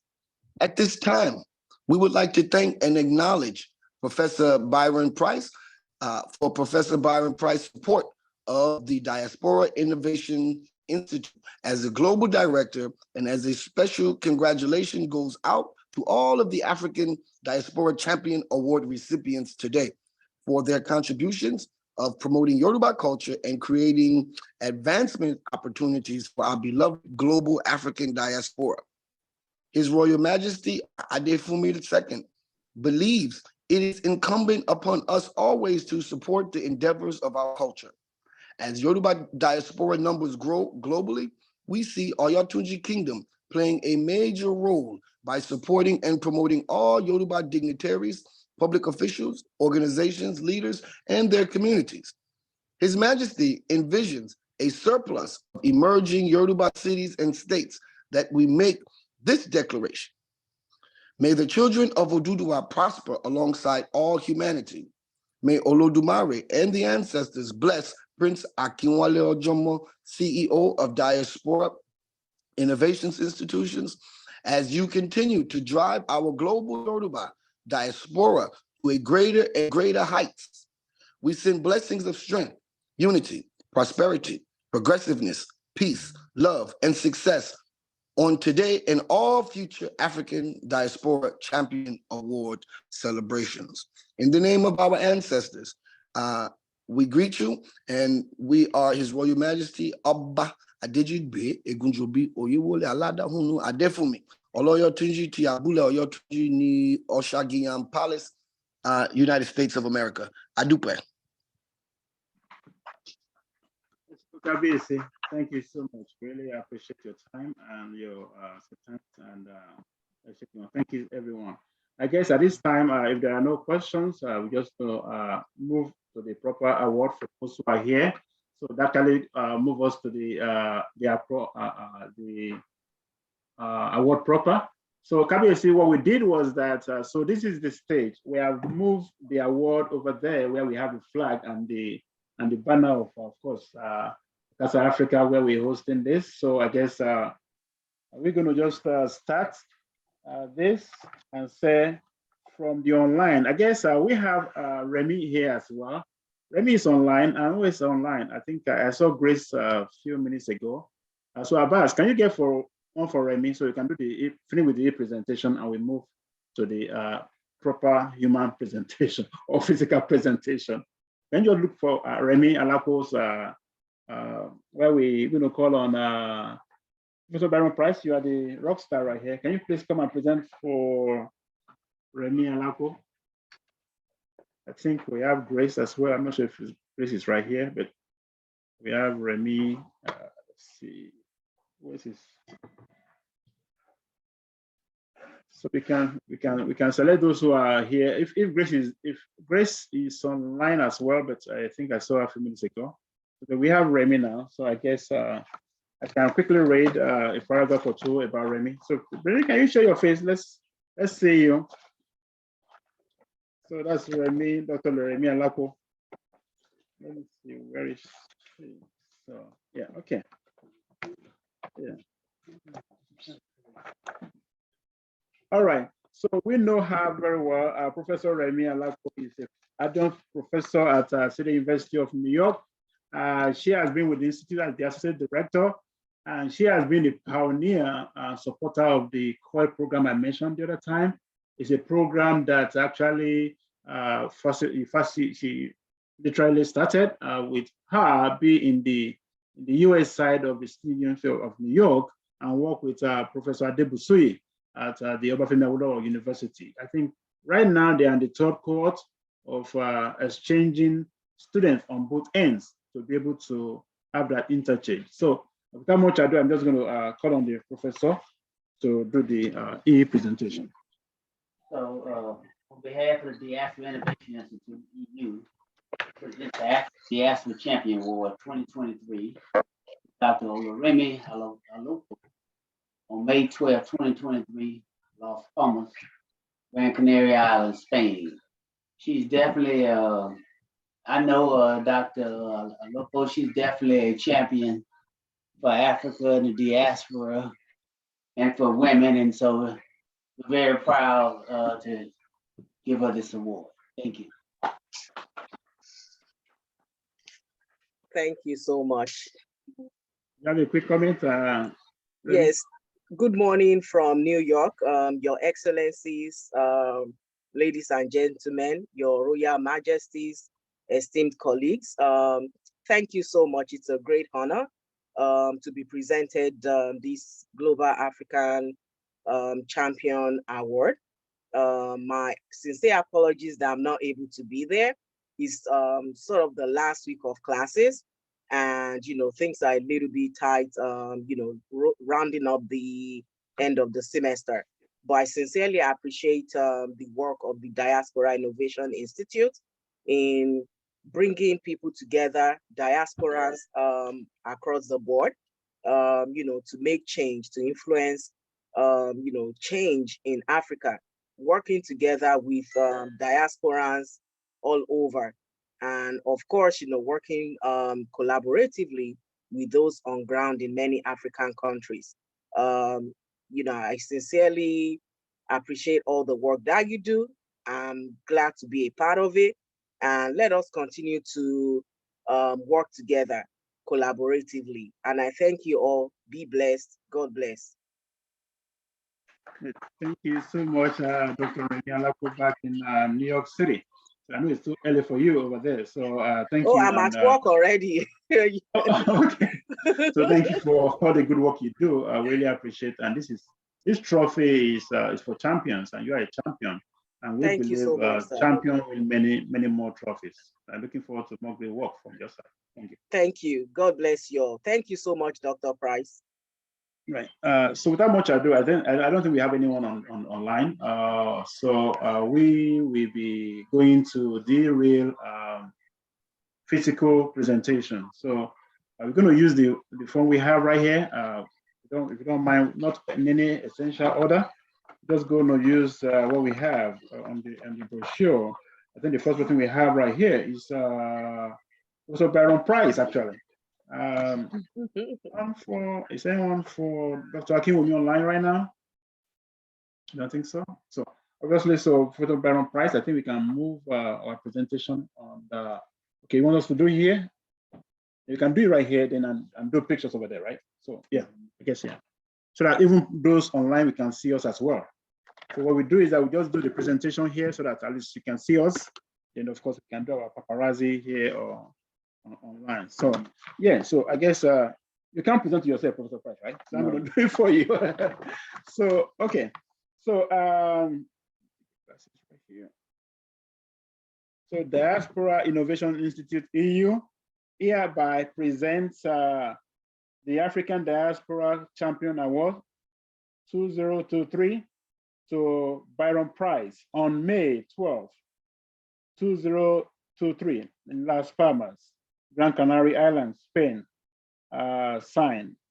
So for the prize, this is very, very personal to me, and I really must commend you for all the support in almost this decade of diaspora engagement, of diaspora movement. You've been consistent, even when it's very, very uncomfortable. You put in personal resources, personal experiences. I remember when we invited you to Nigeria back in 2015, you know, a couple of days, and we started a couple of things with some of the institutions, but you didn't relent, you know, and you still made it here to Gran Canaria Island. So it's commendable.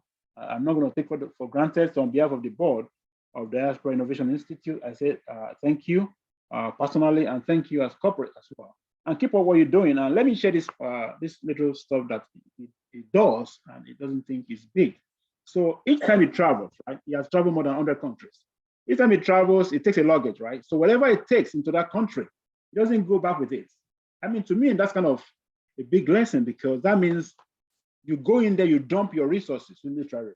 And they have done that in 100 countries. So to me, I think that's and when he did that in Ondo State, it didn't occur to me until later I understand, wow. So you take, whatever you take, the only thing it gets back into the United States, whatever is back to, is just the backpack. So whatever the luggage he takes there, it just drop everything. It's like giving that away.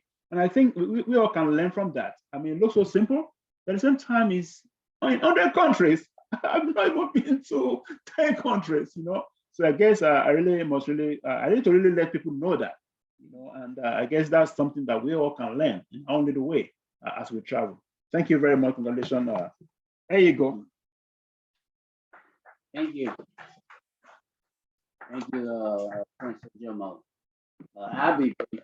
Two things this Prince Jomo shared with you. Like, I've been to 120 countries. I've actually probably in this room and online, I've probably been to more African countries than most of my African brothers and sisters. I've been to 40 to 55 African countries.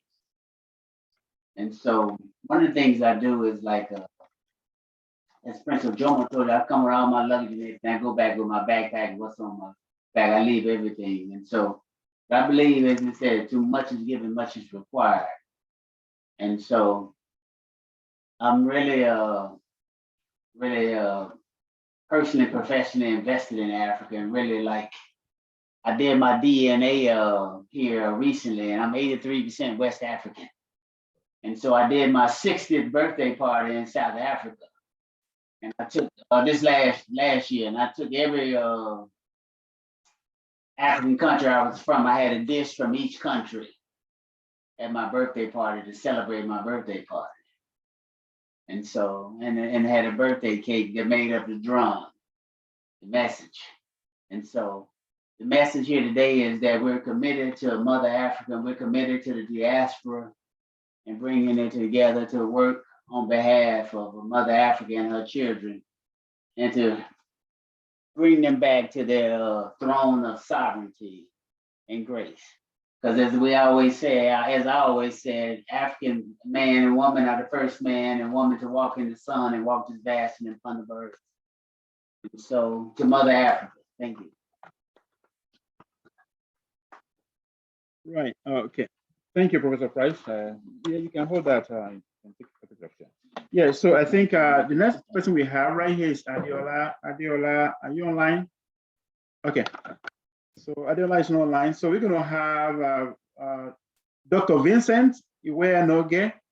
I guess we're going to have our able representative right here, Louis, to be able to come over here. No, you present it. Yeah.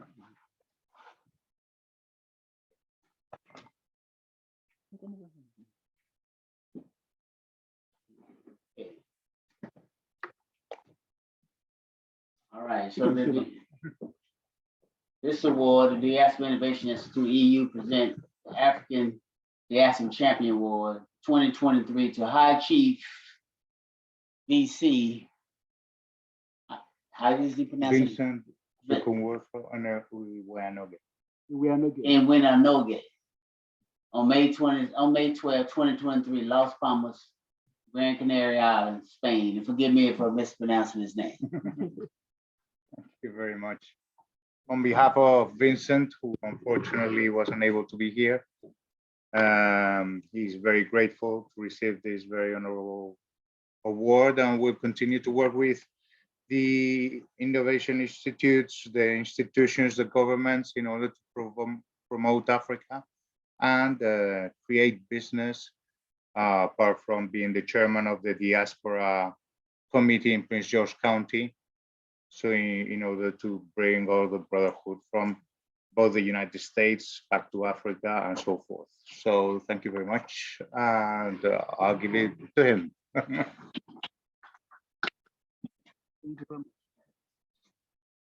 Without much ado, we go to the next right here. So that's what we have in here.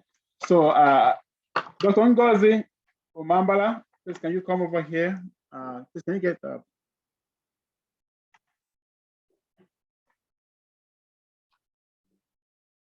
Yeah, it's not right.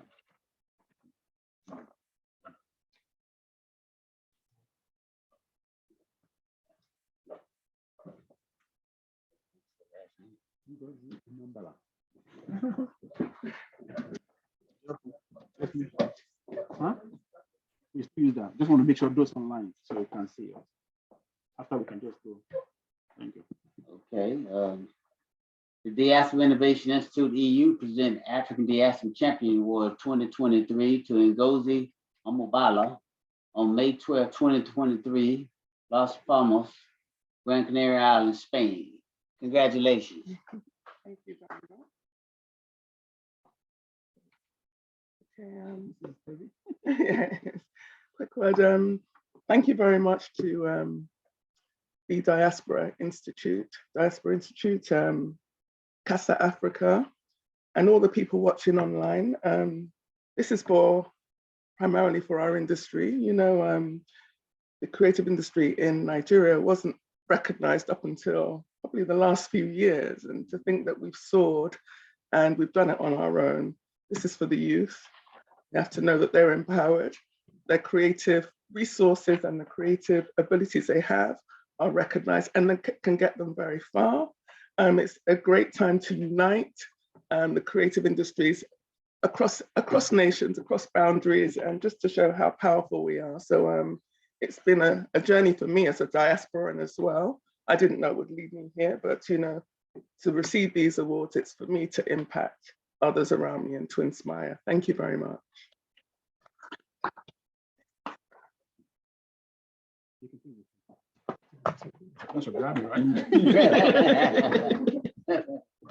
Yes, okay. So obviously we have the representative of Dr. Bayo Omolola.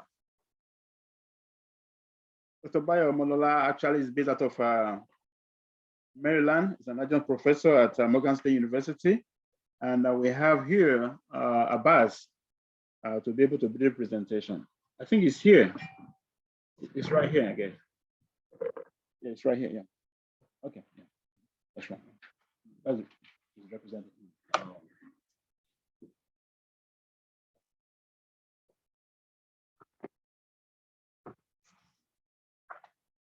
On behalf of the Diaspora Innovation Institute EU, presents the African Diaspora Champion Award 2023 to Dr. Bayo Omolola on May 12, 2023, Las Palmas, Gran Canaria Island, Spain. Congratulations. Good afternoon, ladies and gentlemen, distinguished guests and esteemed professors. My name is Abbas Abiodun Mustafa from Ejigo Local Government in Osun State, Nigeria. I'm a graduate of the prestigious University of Ibadan and a postgraduate student at the University of L'Aquila, Italy, studying MSc in mathematical engineering. So it is a pleasure to receive this award on behalf of Dr.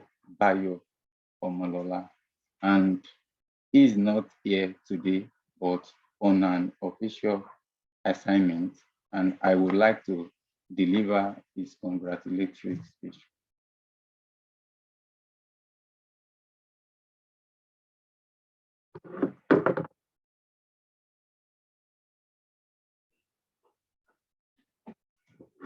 I feel humbled, blessed, glad, and thankful as a nominee and recipient of the first maiden edition of the African Diaspora Champion Awards, which the Diaspora Innovation Institute organizes today, May 12, 2023 in Spain.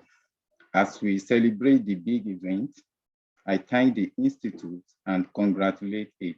In addition, I rejoice with and congratulate my fellow awardees, Bayo Omolola, PhD, Department of World Languages and International Studies, Morgan State University, United States. Thank you all, and God bless you.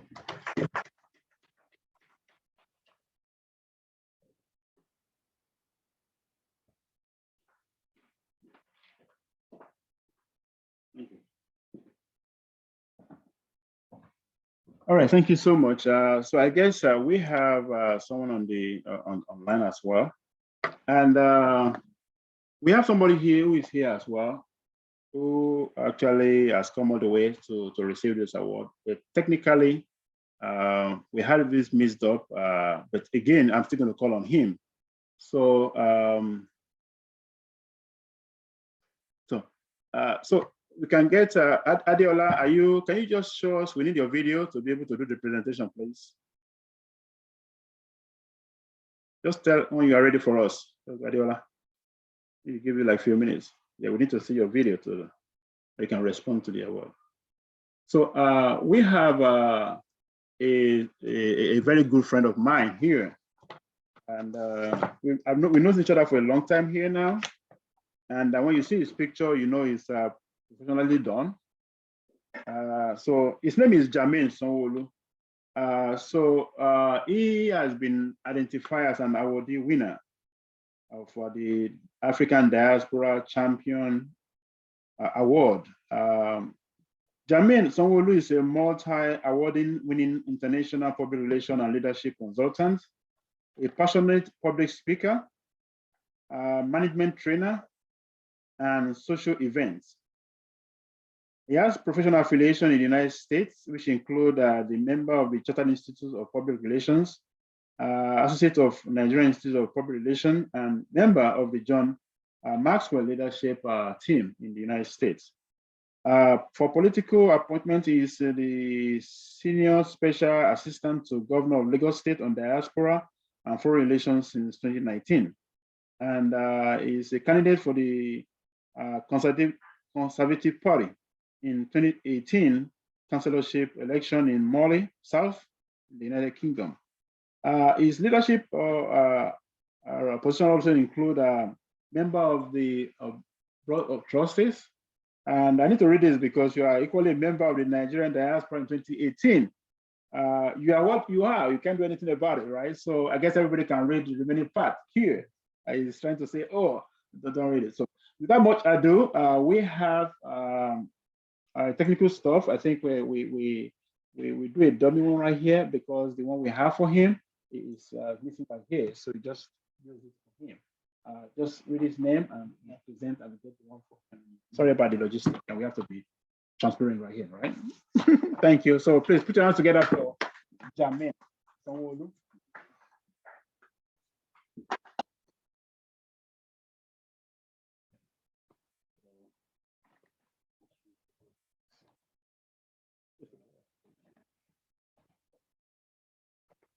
The Diaspora Innovation Institute EU present African Diaspora Champion Award 2023 to Jermaine Sanwo-Olu on May 12, 2023, Las Palmas, Gran Canaria Island, Spain. Congratulations. Thank you very much.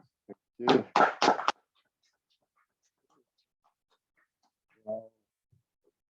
I want to say thank you to Diaspora Innovation Institute, CASA AFRICA, Prof. Prince, yeah. And there's only one prof here, you know, with international, you know, acclaim. I celebrate every recipient also. And on behalf of the Lagos State Governor, Sanwo-Olu, and the great people of Lagos State, I say thank you. The opportunity to serve the people of Lagos State in the capacity of being a senior special assistant on diaspora and foreign relations has been a humbling one after a lot of work in the United Kingdom and Europe on diaspora basis.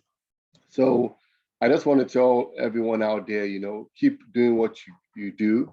Focus on your purpose, focus on your dream, focus on your goals, focus on what brings fulfillment, not just to you, but to those around you. You know, it's about living a life of legacy, impacting those around you. And I want to say that even as the Diaspora Innovation Institute is looking for creative ways to impact the diaspora community. By extension, you're also going to be impacting the lives of many Africans, many African Americans, giving them a sense of identity, giving them also a sense of purpose and improving their lives. So this is a very noble cause, and celebration, recognition is a very, very good thing. And I pray that your efforts too will be celebrated and recognized globally too. So thank you once again.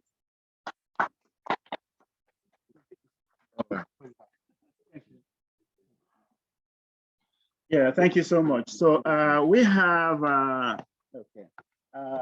so Alan, Papa Bala is around, but I'm not sure if he's online right now. So Dr. Adeola, are you here? Dr. Adeola Adeleye, you need to show your video. Are you here, Dr. Adeola?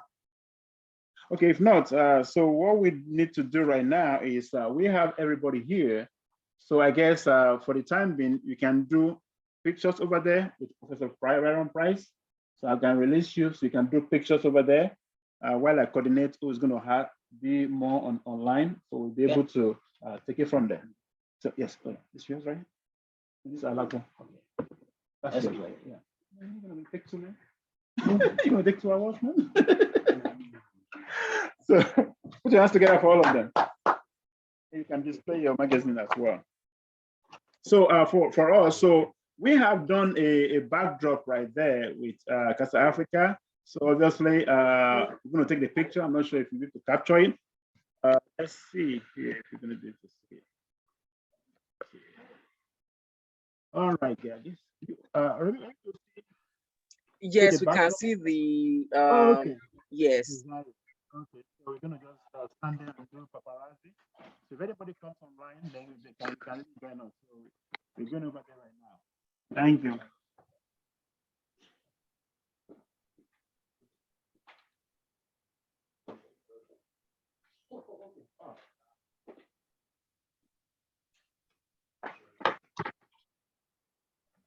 Yeah, sorry about that. Funke, how did I miss that? Okay, yeah, I guess I know why. So Funke,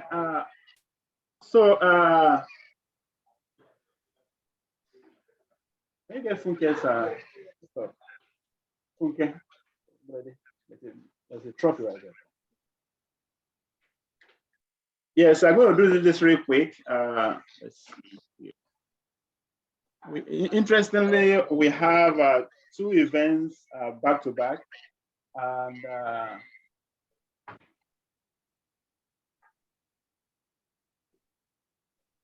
one of the blue ones, So right here we have, I think, Professor Byron Price. Professor Byron Price, can I use for a minute?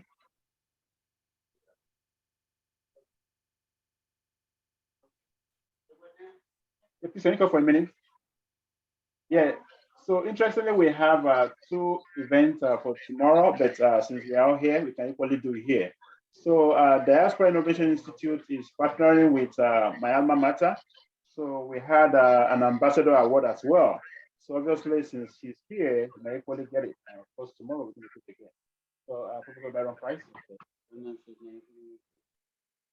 Funke Ogbodede.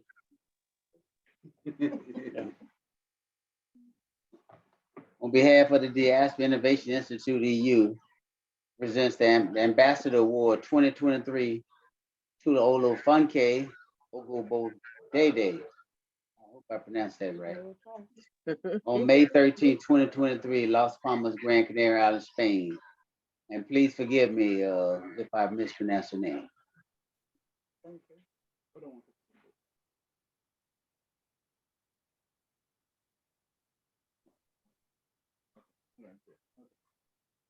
Yeah, let me say something.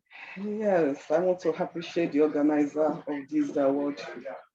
Double as my senior back then in secondary school, and the chairman of the Global 68th anniversary of all high school all students embarked by all student association. I want to appreciate this, and I think this will spur me more to contribute to my alma mater. And I want to use this medium to tell people out there that we'll be celebrating the 68th anniversary of our alma mater or high school or November this year. And we need to raise funds for this program. Like when we were in school back then, the environment was conducive. We have sporting facilities, we have good accommodation. But now all those things are dilapidated.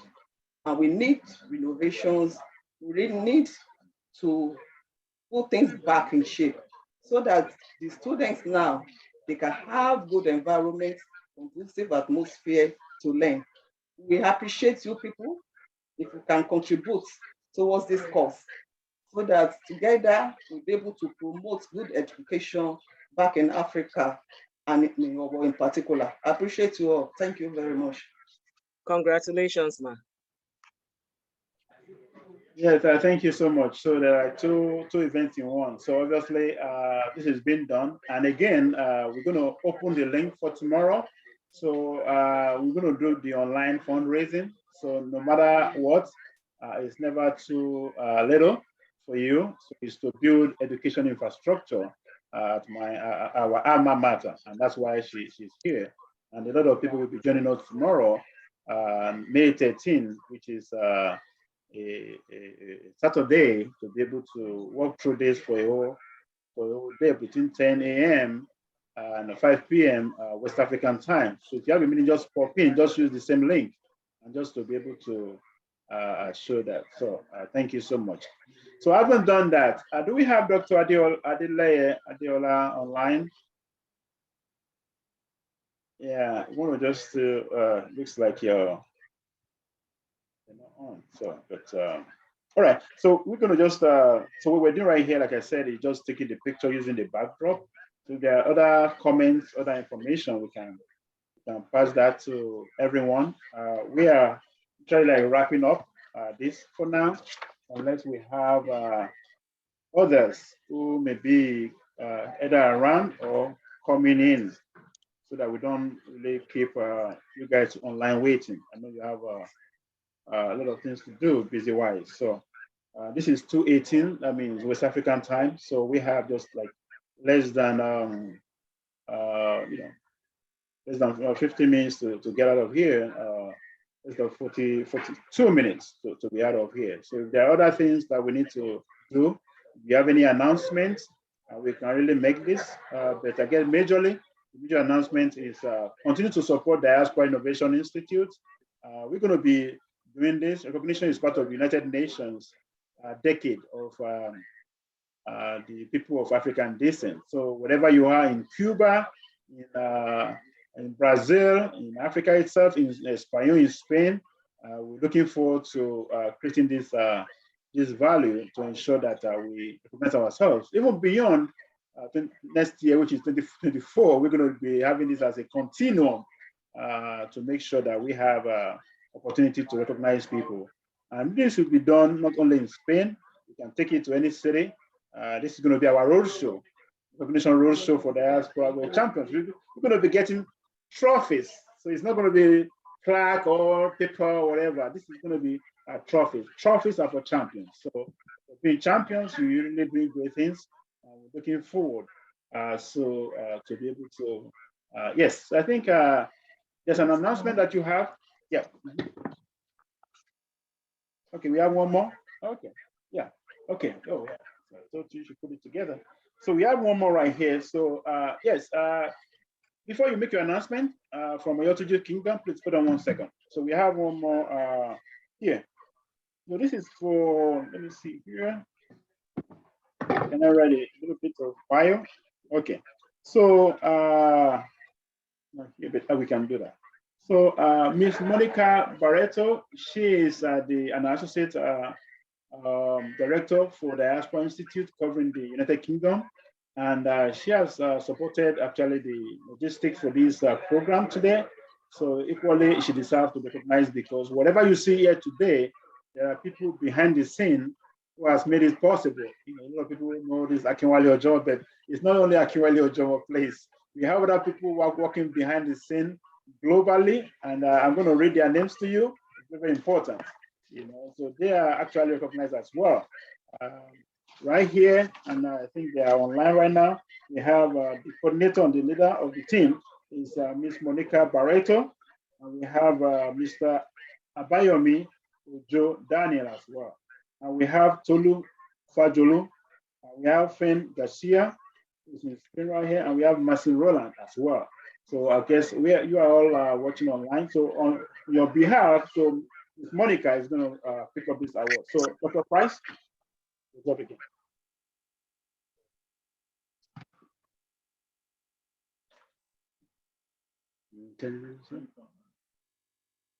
The Diaspora Innovation Institute EU present the African Diaspora Champion Award 2023 to Ms. Monica Barreto on May 12, 2023 in Las Palmas, Gran Canaria Island, Spain. Congratulations.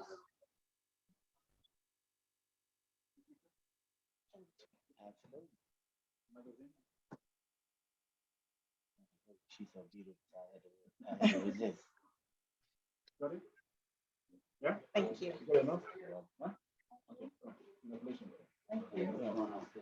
Yeah. So thank you so much. I guess we're going to continue with our backdrop.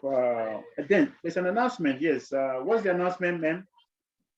From Yes, UTG? sir.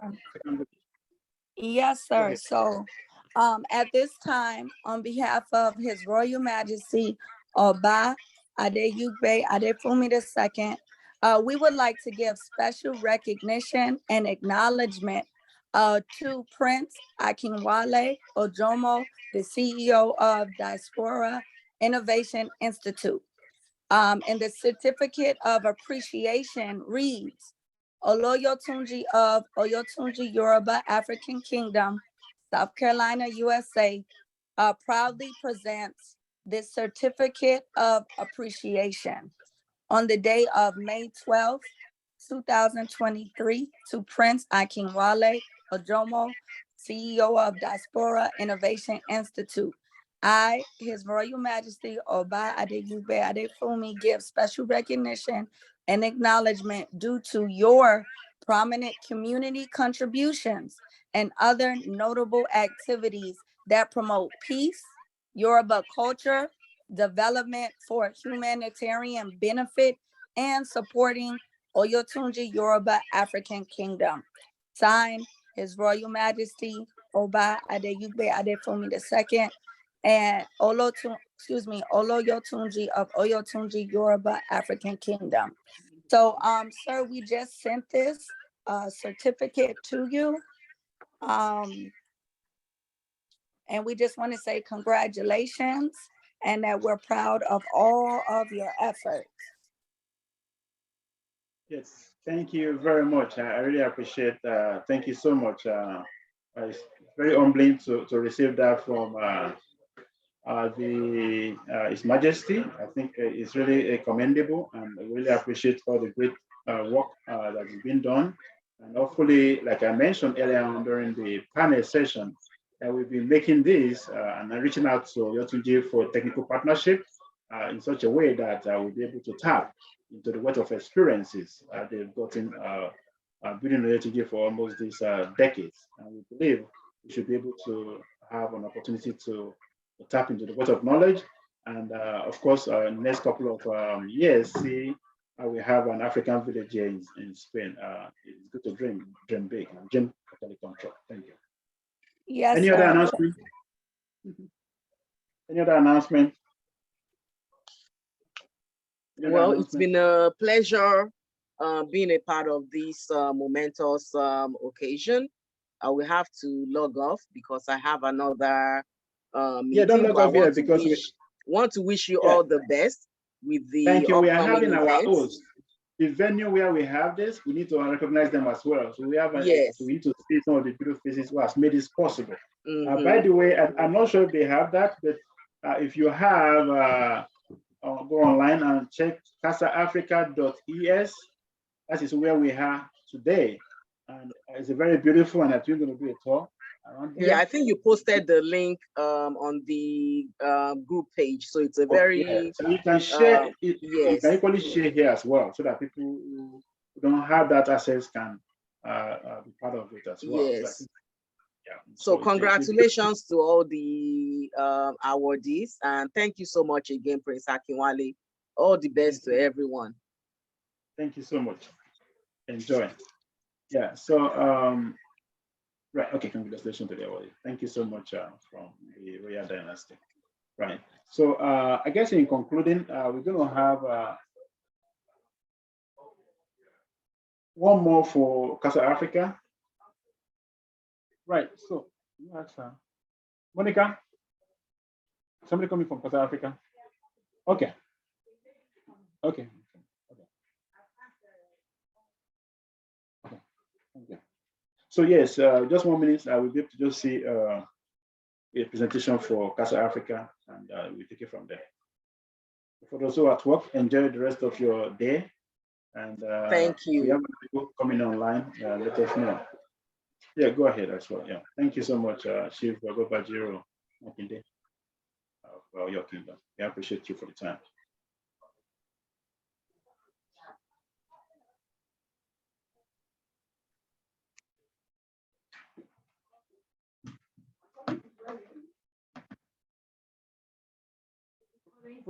Professor Byron Price. What is Byron Price? Sorry? No, my global director. Byron Price. Thank you. Yeah. Okay, right behind me. Okay, there you go. So do you want to see? Yeah.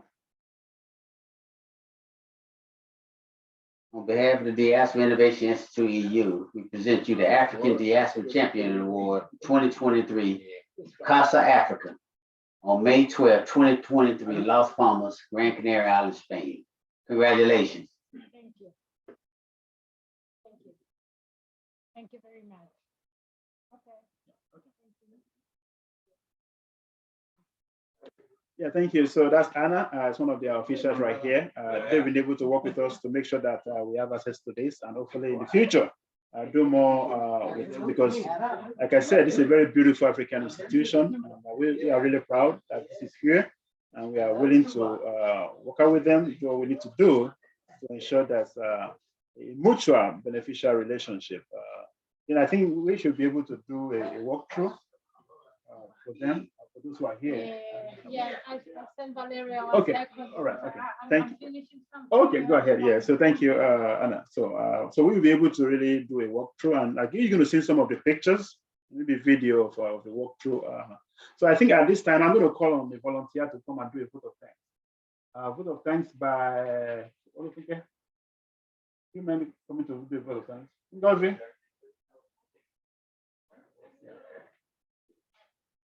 It's like you're going to be on TV very soon. Thank you. On behalf of the African Diaspora Champion, on behalf of the African Diaspora Institute, I want to appreciate you all for coming online, and for those who are here physically, I want to appreciate you. It's a nice time, and it's nice having you around. Thank you. We can see many of you are doing great in your different endeavors. You are showcasing Africa to the world. I'm so proud of you. Yeah, I've learned a lot today. You professors, doctors, great women and men, African people doing great things in diaspora. I want to appreciate you for coming home for this award, for all the award recipients, and for all that have joined from all over the world. Thank you, and God bless you. Yeah, thank you so much, Olufunke, for that. So on behalf of everybody right here, thank you so much. And this is here for us. Of course, we're going to have the digital copy as well. And of course, we have the hard copy, which will be mailed to others as well. Thank you so much. So again, enjoy the rest of your day. Thank you so much. Signing off from Las Palmas. Enjoy. Tomorrow, don't forget, join the same link. And we're going to do fundraising for High School Association. That's my alma matter. Support Akinwale no matter what. Okay. So we recognize you and we acknowledge you as well. Thank you for building legacy for education for alma mater. Thank you. Bye-bye.